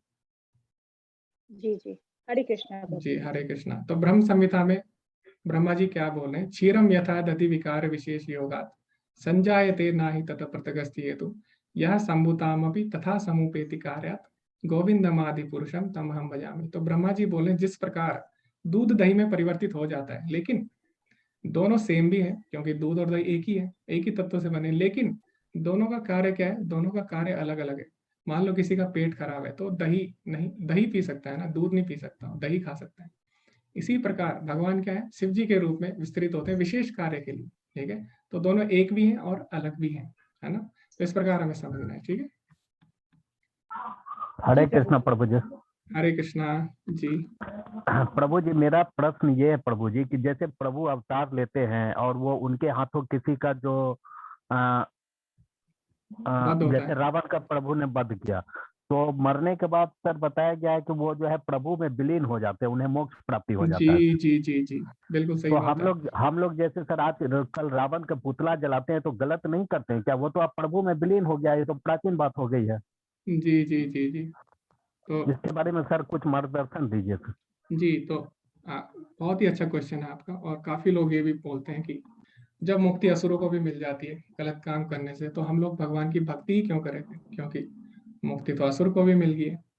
तो इसके विषय में हमें समझना होगा। अगर हम आगे एडवांस लेवल में हम पढ़ेंगे, इसके विषय में चर्चा करेंगे कि मुक्ति भी 5 तरह की होती है। तो जो असुर लोग हैं वो क्या होते हैं, भगवान की जो ब्रह्म ज्योति है, क्योंकि उन्होंने भगवान की सेवा स्वीकार नहीं किया ना, तो वो क्या लेकिन करते हैं, रावण उन्हें के बारे में तो सर बताया गया कि वो जो है हाँ, आप विष्णु पहले के द्वार पहले पर सुन लीजिए, पहले सुन लीजिए प्रभु जी। तो जो असुर लोग हैं, क्योंकि उन्होंने भगवान को भक्ति स्वीकार नहीं की होती है ना, भगवान से उनकी मुक्ति तो होगी, तो इसलिए वो क्या करते हैं, भगवान की जो ब्रह्म ज्योति है उसमें घूमते रहते हैं, भगवान के लोक के बाहर, ठीक है। और जो भगवान के भक्त हैं वो साक्षात भगवान के साथ जाते हैं, उनके धाम में जाते हैं, और उसके बाद क्या होता है, वो भगवान के साथ आनंद से रह सकते हैं। तो मुक्ति दोनों को मिलती है, लेकिन दोनों में अंतर है, ठीक है। और जो आप बोल रहे हो तो वो पार्षद थे, तो सही बात है आपकी, लेकिन रावण ने क्या किया, उसके बाद भी उनके जन्म होते रहे, ठीक है। तो अगले जन्म में आए वो, है ना, फिर शिशुपाल बन के आए, कंस बन के आए, ठीक है। तो इस प्रकार वो कुछ समय के लिए उन्हें मुक्ति मिल सकती है, लेकिन वो परमानेंट मुक्ति नहीं होती। उसे हम बोलते हैं सायुज्य मुक्ति बोलते हैं, ठीक है उसको। तो मुक्ति के विषय में हम विस्तार से एडवांस लेवल के कोर्स में पढ़ेंगे, लेकिन वो भक्तों की सर मुक्ति नहीं होती। सर रावण के बारे में जैसे बताया गया है कि वो विष्णु के द्वारपाल था और वो सनत ऋषि ये कुछ जी श्राप के जी वजह, जी वो तो सर बैकुंठ धाम के रहने वाला था सर। तो जी। तो उसमें क्या हो गया प्रभु जी, हम सब लोग कहीं ना कहीं भगवान के धाम में ही थे ना। पहले हम जीवात्माओं की आरंभ कहाँ से होता है, भगवान से ही होता है। हम कहीं ना कहीं भगवान से जुड़े ही रहते हैं पहले, लेकिन इसी कारण हम भौतिक प्रकृति के संपर्क में आ जाते हैं, और फिर हम अपना वास्तविक स्वरूप भूल जाते हैं। तो वही उनके साथ भी हुआ, लेकिन उनके बारे में हमें पता है और हमारे बारे में हमें नहीं पता है, बस यही अंतर है, ठीक है। तो हम सब लोग भगवान से जुड़े हुए हैं, हम भगवान के अंश है। भगवान बोलते हैं भगवत गीता, ममे वंश जीव लोके जीव भूता सनातना। जो जीवात्मा है वो मेरी सनातन अंश है, ठीक है। हमेशा हम भगवान से जुड़े थे, लेकिन हम लोग भूल चुके हैं, हमें अपने बारे में पता नहीं,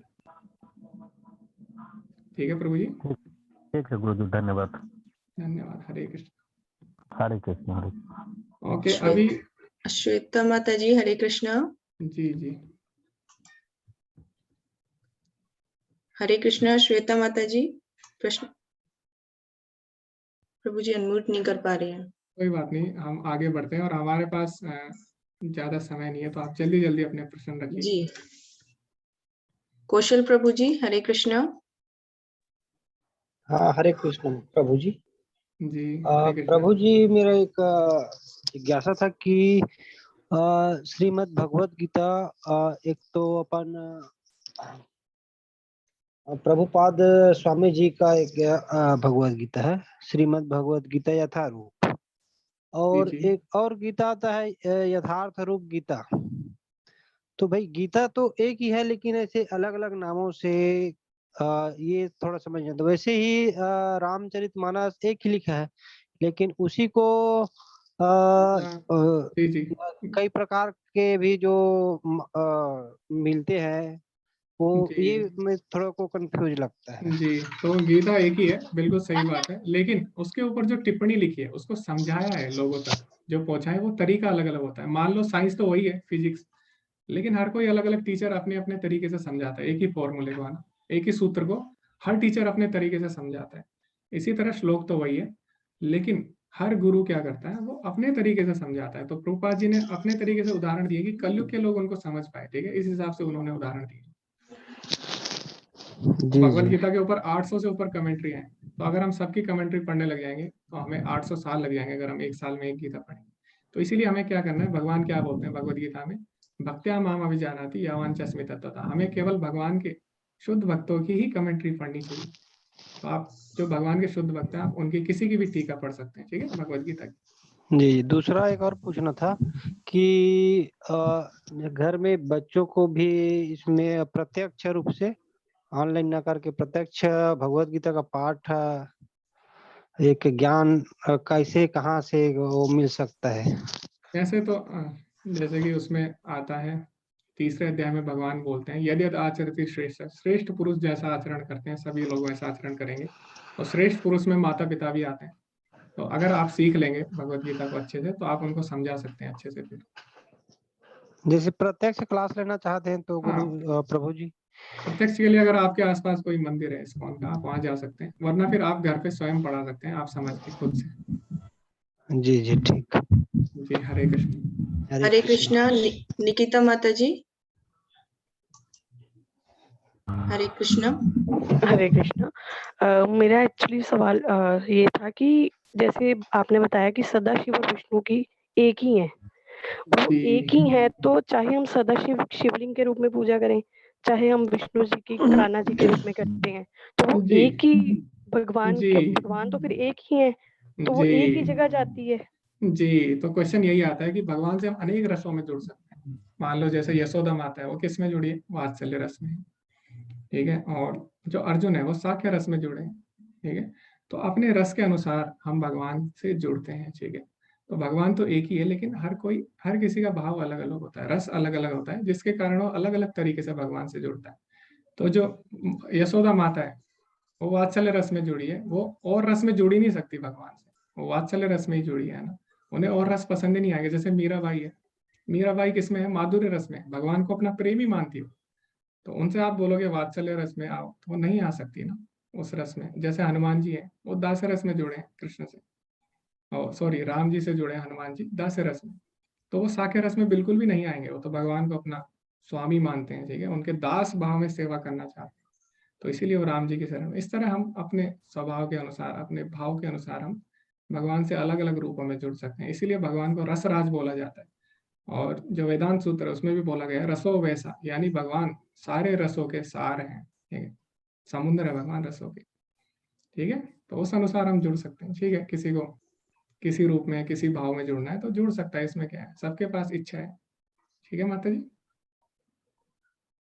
अगर एक ही रस होगा तो सोचो कुछ नहीं बचेगा। अगर दुनिया में एक ही कलर हो जाए, सब चीज एक जैसी हो जाए, तो क्या कोई आनंद रहेगा दुनिया में? नहीं रहेगा। सब चीज एक ही जैसी हो जाए, तो सबके कपड़े एक जैसे हो जाए, आनंद रहेगा? नहीं रहेगा ना। तो भक्ति में वैरायटी होनी चाहिए, ठीक है। और भक्ति में होती है वैरायटी, इससे हमारा आनंद और बढ़ जाता है। तो सबके पास ऑप्शन होने चाहिए। तो फिर इसका मतलब तो ये हुआ ना कि चाहे हम मतलब वो देवी देवताओं की कैटेगरी में नहीं आते सदाशिव, जैसे हम शिवलिंग की पूजा करते हैं, आपने बोला कि देवी देवताओं की कैटेगरी में हम भौतिक सुख की प्राप्ति करते हैं। जी, तो अगर आप शुद्ध भक्ति मांगते हैं तो अच्छा है, फिर जैसे आप शुद्ध भक्ति मांगिए, उनकी शुद्ध भक्ति के रूप में पूजा करिए। लेकिन अगर आप इसलिए जा रहे हैं कि मुझे अच्छा पति मिले, अच्छा जॉब मिले, तो गलत है, उस भाव से नहीं जाना चाहिए हमें, ठीक है। बस एक भाव चेंज करना है, बाकी हाँ, बाकी सेम सब है सही ये। है, हमें कुछ नहीं छोड़ना, हमें बस भगवान को जोड़ना है, ठीक है। ठीक है, धन्यवाद जी। तो आप किसी भी देवी निकिता देवता माता की जी, पूजा कर रहे हो, आपको कुछ मैं छोड़ना नहीं है, बस कृष्ण को जोड़ना है। ठीक है जी, जी धन्यवाद। हरे कृष्ण। हरे कृष्णा। निकिता माता जी, प्रश्न पूछिए। जी पूछिए मेरा आप। हो गया जी, हो गया। ओके। भूषण प्रभु जी, हरे कृष्णा। हरे कृष्ण प्रभु जी। हरे कृष्णा प्रभु जी। हाँ, ये सवाल कल के अध्याय के बारे में, कल मैंने हाथ रेज किया था लेकिन मुझे मौका नहीं मिला। अगर छठे अध्याय का 46वां श्लोक, जिसमें भगवान अर्जुन से कहते हैं कि ज्ञानी, तपस्वी और कर्म करने वाले से योगी श्रेष्ठ होता है, इसलिए भगवान कहते हैं अर्जुन से कि तुम योगी बनो। तो उसमें उनका क्या तात्पर्य है? क्या वो अर्जुन को क्रिया योगी बनने को कह रहे हैं, या नहीं, मतलब वो योगी के कौन वो से हमें, प्रकार का योगी कहने को जी जी बता जी, रहे हैं? वो हमें लास्ट श्लोक से पता लगता है कल के अध्याय के। तो कल के अध्याय में भगवान ने बोला योगी नाम की सर्वेशा मत्गति नान्तरात्मना, यानी योगी बोले तो सबसे श्रेष्ठ योगी कौन है? जो भगवान का चिंतन करता है अपने अंतर्मन में, और श्रद्धावान भजते यो माम, और हमेशा भगवान की प्रेम पूर्वक भक्ति करता है, तो वही असली में योगी है, वास्तव में वही योगी है, ऐसा भगवान बोलते हैं कल के अध्याय में। तो उसका अगर आप अंतिम श्लोक पढ़ोगे तो उससे आपका ये संशय दूर हो जाएगा। हरे कृष्णा, धन्यवाद प्रभु जी। ओके, अभी हम चैट में कुछ क्वेश्चन है उनको भी ले लेते हैं। प्रभु जी, एक हैंड रेज किया हुआ है। जी, पहले मैं चैट में क्वेश्चन ले लेता हूँ, क्योंकि ऐसे तो हैंड रेज होते ही रहेंगे माता जी, हम चैट में ओके भी ले प्रभु लेते जी। हैं। ओके, आवाज में पूर्ण भक्ति लग रही है। हरे कृष्णा, धन्यवाद प्रभु जी। ओके, नितिका माता जी ने अपना प्रश्न पूछ दिया है। परा और अपरा के कुछ उदाहरण दे सकते हैं? हाँ जी, मैंने उदाहरण दिए ना परा और अपरा के। अपरा मतलब होता है जड़ वस्तुएं, तो उसके कई उदाहरण है। आपकी पुस्तक होगी, आपका पेन हो गया, कुर्सी होगी, टेबल होगी, ये सब क्या है? अपरा, जड़ वस्तुएं। भगवान की अपरा शक्ति है, पराशक्ति मानी चेतना, यानी जो आत्मा है, ठीक है। 5 प्रमुख पार्षद, हाँ पता नहीं आप किसके पार्षद बोले, चैतन्य महाप्रभु के। तो टोटल 5 जो पंच तत्व है वो कौन है? नित्यानंद प्रभु है, अद्वैताचार्य है, श्रीवास पंडित है और नित्यानंद प्रभु है।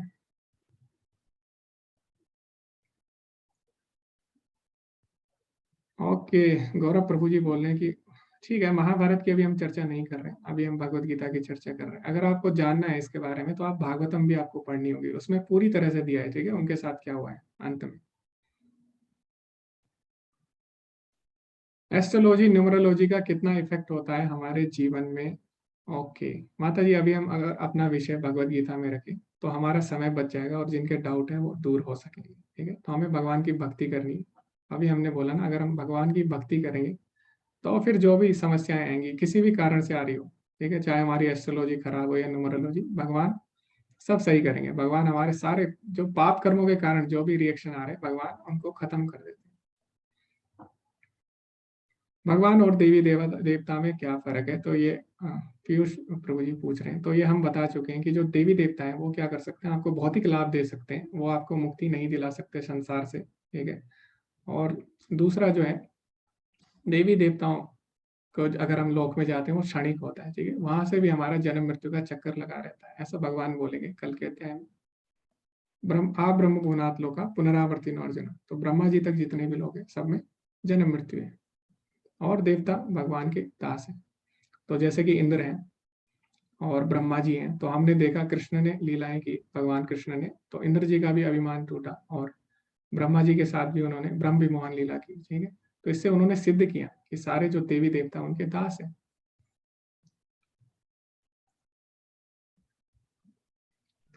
ओके, इनमें अनंत गुण है प्रभु जी, लेकिन ये कुछ ही गुण प्रकट करते हैं, ठीक है। तो जैसे बोलते हैं इस भगवान जब इस रूप में है तो उनमें इतने गुण थे, इसका मतलब ये नहीं है भगवान में उतने ही गुण है, उतने गुण उन्होंने अपनी लीला में प्रकट किए हैं, इसका मतलब ये है, ठीक है।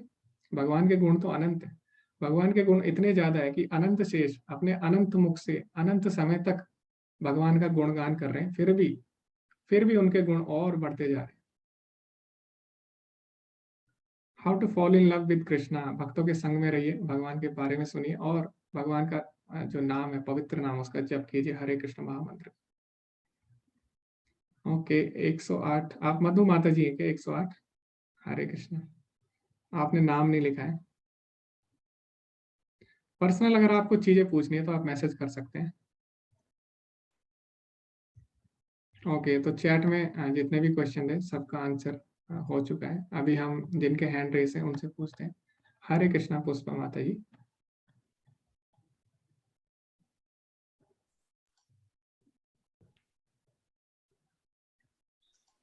हरे कृष्णा प्रभु जी।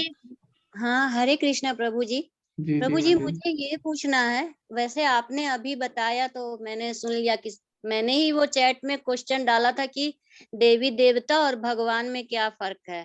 तो एक क्वेश्चन तो वो है और दूसरा ये है कि भगवान की श्रेणी में कौन कौन से, मतलब किनको हम भगवान बोलते हैं और किनको हम देवी देवता बोलते हैं। जी जी, तो जितने भी विष्णु तत्व हैं उनको हम भगवान बोलते हैं और जो भगवान के गुणावतार है उनको भी हम भगवान बोलते हैं, ठीक है। ब्रह्मा विष्णु महेश उनको भी हम भगवान बोलते हैं, गुणावतार को। और जो भी विष्णु तत्व हैं सारे ही भगवान हैं, जैसे कि राम जी हो गए, कृष्ण हो गए, वराह हो गए, नरसिंह हो गए, मत्स्य कुर्म, जितने भी भगवान के अवतार हैं, ठीक है। भगवान के जो डायरेक्ट विस्तार है, स्व अंश उनको बोलते हैं हम, तो वो सब भगवान है। और बाकी इसके अलावा जो है वो सब देवी देवता हैं। उसके बाद फिर जीवात्माएं आती हैं, तो ठीक है, इस तरह लोग आते हैं सब। बहुत बहुत धन्यवाद प्रभु जी, बहुत बहुत धन्यवाद। जी दंडवत। हरे कृष्ण। गौरव प्रभु जी हरे कृष्णा। जी हरे कृष्णा। प्रश्न पूछिए प्रभु जी। मेरा प्रश्न ये था कि जैसे आपने कहा कि भगवान सिर्फ श्री राम जी हैं और कृष्ण जी हैं और जो बाकी 10 अवतार हैं श्री हरि जी के, उनको हम लोग भगवान मान सकते हैं, बाकी सभी देवी देवता हैं, तो क्या मैं सही समझ रहा हूँ? सभी देवी देवता नहीं है, मैंने बोला अलग अलग कैटेगरी भगवान है जो विष्णु तत्व है, और उसके बाद फिर देवी देवता आते हैं, उसके बाद जो फिर आज जीवात्माएं तो हम आती है। बात भी कर ली और अपना प्रश्न हरे भी कृष्णा पूछ माता लिए, जी, आप धन्यवाद। अनम्यूट करिए। इसमें था वो आइडिया। हरे मेरा कृष्णा, प्रश्न जो भी को होस्ट है ना, जो भी को होस्ट है वो साथ में अनम्यूट भी करते जाइए, ठीक है। मेरा जी प्रश्न ये था जी गुरु गौरव जी। प्रभु जी, जी। मेरा प्रश्न ये था कि जैसे विष्णु जी के 10 अवतार होते हैं, हुए हैं, ठीक है। जी जी तो जी। उनमें से मतलब मत्स्य हो गए आपका, मत्स्य कुर्म वराह नरसिंह रूप में भगवान जी नरसिंह, हो गए, जी जी वामन अवतार परशुराम जी हो गए, श्री राम जी हो गए, कृष्ण जी हो गए। तो ये अवतार हो गए, ये मतलब भगवान ही है, ठीक है। जी जी तो जी। क्यों ना हम लोग सिर्फ विष्णु जी को फिर फॉलो करें, मतलब मैंने असली तो इसका नहीं बोलूंगा, कारण, मतलब जो जी आप मैंने समझ रहे हैं मैं क्या कहना चाह रहा हूँ। उसका कारण मैंने दे दिया आपको। जी सबके अपने अपने रस होते हैं, ठीक है, अलग अलग रस में। जैसे हनुमान जी है, हनुमान जी को राम जी पसंद है, उसमें हम क्या कर सकते हैं, है ना। नहीं, सब अपन अलग अलग रस में भगवान से जुड़ते हैं ना।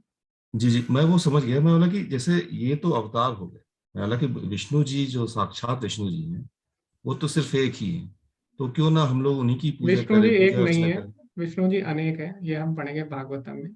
तो सबसे पहले आते हैं महाविष्णु, जिनसे अनंत कोटि ब्रह्मांड निकलते हैं। जी उसके बाद जितने भी अनंत कोटि ब्रह्मांड है, सब में एक एक विष्णु जाते हैं, अनंत विष्णु, उनको बोलते हैं गर्भोदक्षाई विष्णु। उसके बाद जितने भी अनंत कोटि ब्रह्मांड है, उसमें जितने भी जीवों की संरचना, जितने भी जीवात्माएं होती है, जब वो शरीर अपना लेती है तो उसमें परमात्मा रूप में जो विष्णु जाते हैं उनको बोलते हैं क्षीरोदक्षाई विष्णु। इसीलिए विष्णु भी अनंत है प्रभु जी, ठीक है। और जो महाविष्णु है, जी तो उनके बारे में भी हम चर्चा करेंगे कि अभी आप देखेंगे 11वें अध्याय में, 11वें अध्याय से हमें पता लग जाएगा, ठीक है, वास्तविक स्रोत कौन है उनका। जी ठीक प्रभु है, जी, धन्यवाद। हरे कृष्ण। हरे कृष्ण। तो विष्णु एक नहीं है, विष्णु भी अनेक है।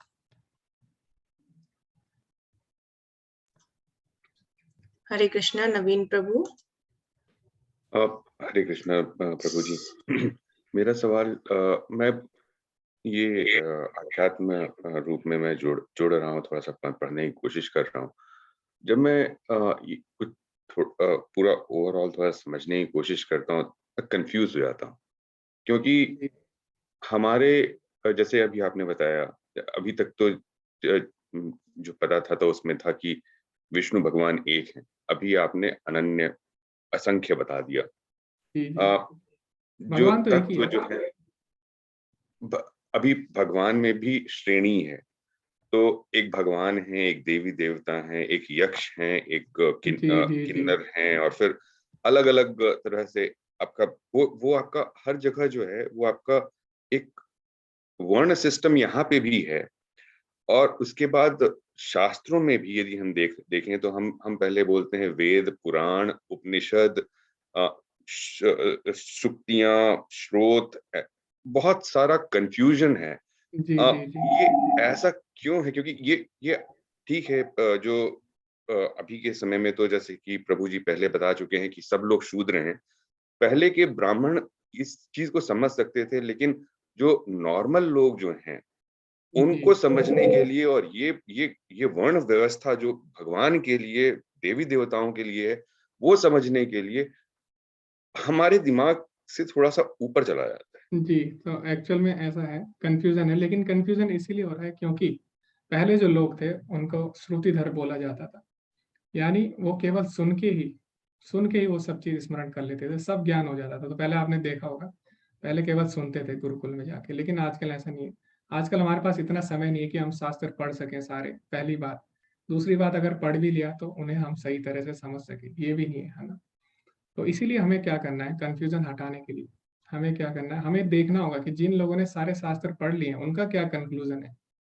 तो जितने भी लोग हैं, जितने भी महान महान आचार्य हुए, चाहे शंकराचार्य हों, मध्वाचार्य हों, रामानुजाचार्य हों, चाहे वो स्वयं चैतन्य महाप्रभु, सबने एक ही चीज बोली है कि जो भगवत गीता है वो समस्त शास्त्रों का सार है, ठीक है। तो अभी आपने पहले दिन पढ़ा होगा गीता महात्म्य में शंकराचार्य जी क्या बोलते हैं, एको शास्त्रम देवकी पुत्र गीतम। अगर कोई एक शास्त्र आपको पढ़ना है अपने जीवन में, तो वो आप कौन सा पढ़ सकते हैं, भगवत गीता आप पढ़ सकते हैं, ठीक है। तो इससे क्या होगा, अभी हमारे पास समय इतना नहीं है, तो अगर हम केवल भगवत गीता पढ़ लें तो हम सारे शास्त्रों का निचोड़ हम जान लेंगे और कंफ्यूजन नहीं रहेगा हमारे जीवन में, ठीक है। तो इसीलिए हमें भक्तों के द्वारा लिखी जो भगवद गीता है उसको पढ़ना है, इससे फिर हम कंफ्यूज नहीं होंगे। तो क्योंकि बाकी जो शास्त्र है उनको पढ़ने के लिए एक समय नहीं है और उतनी हमारी बुद्धि नहीं है और उनको समझाने वाला भी अभी कोई नहीं रहा, ठीक है।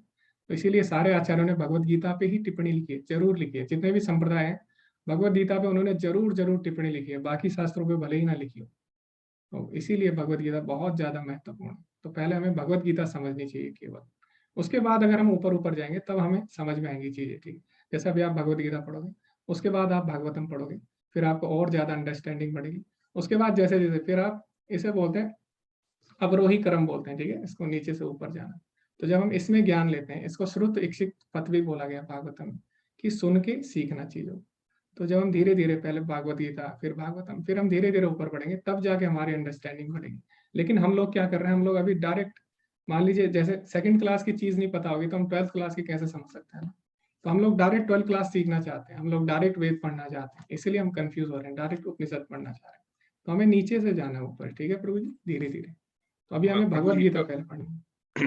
जी, मैं भगवत गीता कुछ समय से पढ़ने की कोशिश कर रहा हूँ, पढ़ भी रहा हूँ। जी जी। दूसरी बात ये हो जाती है, जैसे कि मैंने अपने बच्चों को कभी गीता क्लास करवाया था, आपके सौजन्य से ही। मेन बात ये हो जाती है कि उनके जो सवाल होते हैं या बाकी, यदि मैं दूसरे जगह से बात करूं या कहीं पे भी दूसरी जगह से करूं, मैं खुद रिस्पॉन्ड नहीं कर पाता हूं कि हमारे पास में इतने सारे देवी देवता क्यों हैं, ये बड़े हैं कि छोटे हैं, उनका कद काठी क्या है, मतलब कद यानी कि हायरार्की में मैं बोल रहा हूँ। तो और इस तरह का हायरार्की क्यों है? ये सब जो सवाल जो होते हैं, वो यदि मैं दूसरे रिलिजन के बारे में बात करूँ, वहाँ पे एक बुक होती है, चाहे वो, तो उसके अंदर में उनकी स्टडी होती है, कोई विवाद नहीं होता है, एक भगवान है, एक चीज़ के बारे में बात करते हैं। यहाँ पे हम भगवान बोलते हैं, देवी-देवता बोलते हैं, ये जो कैटेगराइज़ेशन है और उसमें किसका कितना वैल्यू है। एक इंद्र पहले भगवान जो थे वो मैं पढ़ रहा था, तो उसमें कुछ 7वीं शताब्दी तक इंद्र भगवान सबसे ज़्यादा प्रबल थे। बाद में फिर या फिर कुछ उस तरह का ही मैंने कहीं पढ़ा था, हो सकता है कि गलत हो। लेकिन उसके बाद फिर अब इंद्र भगवान जो हैं वो देवों के देव हैं, लेकिन फिर भी उनकी उतनी कैपेबिलिटी है नहीं। उनको उनको मिल गया था वो जो क्या नाम है, समुद्र मंथन से उनको हाथी मिल गया था, मुझे नाम नहीं याद आ रहा है, और बहुत सारी चीजें और मिल गई थी, लेकिन फिर भी उनका कोई ज्यादा कुछ अस्तित्व, मतलब बहुत ज्यादा उनका जैसे हायरार्की में बहुत ज्यादा उनका वैल्यू नहीं है, to be very blunt and upfront. तो ये सब चीजें जो होती हैं वो बच्चे पूछते हैं, नहीं मैं बता पाता। जी आप जी। तो एक्चुअली हम सिंपल उदाहरण दें आप अगर उनको, तो अगर हम ये बोले कि हमारी सरकार है, उसमें फिर सरकार है, उसके बाद ठीक है प्रधानमंत्री है, तो उसके नीचे इतने सारे मंत्री क्यों हैं, फिर उनके नीचे इतने सारे कर्मचारी क्यों हैं, फिर उसके नीचे आम आदमी है, मतलब इस तरह। तो ये तो चलता है प्रभु जी, ये तो भौतिक जगत में भी हमारे, तो इसमें कोई सरप्राइजिंग तो है नहीं, कुछ नई चीज हमने देख ली। तो जिस तरह हम भौतिक जगत में हैं, प्रधानमंत्री है, उनके अंदर बहुत सारे मंत्रालय हैं, मुख्यमंत्री हैं, फिर उससे नीचे भी कुछ विधायक आते हैं, उससे नीचे फिर प्रधान है। तो हायरार्की होना कोई बड़ी बात नहीं है ना, इसलिए हमें इतना सरप्राइज नहीं होना। नहीं, शैवाइट बोलते हैं कि महादेव, देवों के देव महादेव वो सबसे बड़े हैं। जो विष्णुइट्स होते हैं वो बोलते हैं कि विष्णु भगवान सबसे बड़े हैं। तो वो तो हर एक जगह का इसी की वजह से वो कंफ्यूजन हो जाता है। जी जी जी प्रभु जी, उससे होता है। तो इसीलिए हमें क्या करना है, प्रमाणिक जो संप्रदाय है, कलयुग में 4 संप्रदाय प्रमाणिक बताए पद्म पुराण में, ठीक है। तो चौथे अध्याय में हम पढ़ते हैं, है ना, उसमें भगवान क्या बोलते हैं, एवं परंपरा प्राप्ति राजऋषि। तो जो भी हमें ज्ञान लेना चाहिए वो परंपरा में लेना है, ठीक है। तो अगर आप 4 प्रमाणिक संप्रदाय देखिए कलयुग के, कौन से हैं वो, एक तो है सबसे पहले मध्व संप्रदाय, है ना, ब्रह्म मध्व संप्रदाय। उसके बाद है रामानुजा संप्रदाय, श्री संप्रदाय है, ठीक है। फिर कुमार संप्रदाय है, और इसके बाद विष्णु स्वामी, ये रुद्र संप्रदाय है। चारों संप्रदाय को तो यही मत है, चारों संप्रदाय को तो एक ही मत है। तो हमें प्रमाणिक संप्रदाय में जाना है। हमें कोई भी कुछ भी बोले, हमें क्या फर्क पड़ता है, मैं भी बोल सकता हूँ कि ये है वो है, उससे कोई फर्क नहीं पड़ता। लेकिन अगर हमें वास्तव में जानना है तो हमें संप्रदाय में जानना होगा। और 4 संप्रदाय प्रामाणिक संप्रदाय, आप उनमें जाएंगे कोई भी कंफ्यूजन नहीं है, सबके एक ही मत है। ठीक है प्रभु जी। वो चार संप्रदाय का क्या आपने नाम बताया? एक रुद्र संप्रदाय, एक रामानुजन, ब्रह्म संप्रदाय है, उसमें ब्रह्म मध्व संप्रदाय उसको बोलते हैं। ठीक है, और उसके बाद जो है श्री संप्रदाय है, उसे रामानुजाचार्य संप्रदाय भी बोलते हैं। उसके बाद फिर रुद्र संप्रदाय है, विष्णु स्वामी संप्रदाय बोलते हैं। और फिर उसके बाद कुमार संप्रदाय, उसको निम्बार्काचार्य संप्रदाय भी बोलते हैं। ठीक है प्रभु जी, और ये पद्म पुराण में दिया है। प्रभु जी, ये यदि चैट में या एडमिन यदि बता पाएंगे तो मैं थोड़ा सा उसके बारे में अध्ययन करना चाहूंगा। जी, आप सर्च कर सकते हैं 4 ऑथेंटिक संप्रदाय के बारे में, अगर आप सर्च भी करेंगे आपको मिल जाएगा ये तो। ठीक है जी प्रभु जी। तो जब हम कोई भी ज्ञान लेते हैं, चाहे वो भौतिक ज्ञान ही क्यों ना, तो उसके लिए हम सबसे पहले ढूंढते हैं कि हम जिस स्कूल में पढ़ रहे हो प्रमाणिक है कि नहीं, है ना। आपको अगर कोई भी कोर्स करना है, कोई भी डिग्री लेनी है, तो हम देखते हैं स्कूल प्रमाणिक है कि नहीं। इसी तरह जब हम भगवान के बारे में सुनते हैं, भगवान के बारे में जानना है, तो हमें देखना चाहिए जिस स्रोत से हम सुन रहे हो प्रमाणिक है कि नहीं। हम क्या करते हैं, किसी से कुछ सुन लिया, यूट्यूब पे कुछ देख लिया, व्हाट्सएप पे कुछ आ लिया, तो हम कंफ्यूज हो जाते हैं बहुत ज्यादा। इसीलिए हमें क्या करना है, हमें प्रमाणिक स्रोतों से समझना है, प्रमाणिक संप्रदाय में क्या बोल रहे हैं वो हमें समझना है। ठीक है, तभी हमारी अंडरस्टैंडिंग हो जाएगी, वरना हम कंफ्यूज हो जाएंगे।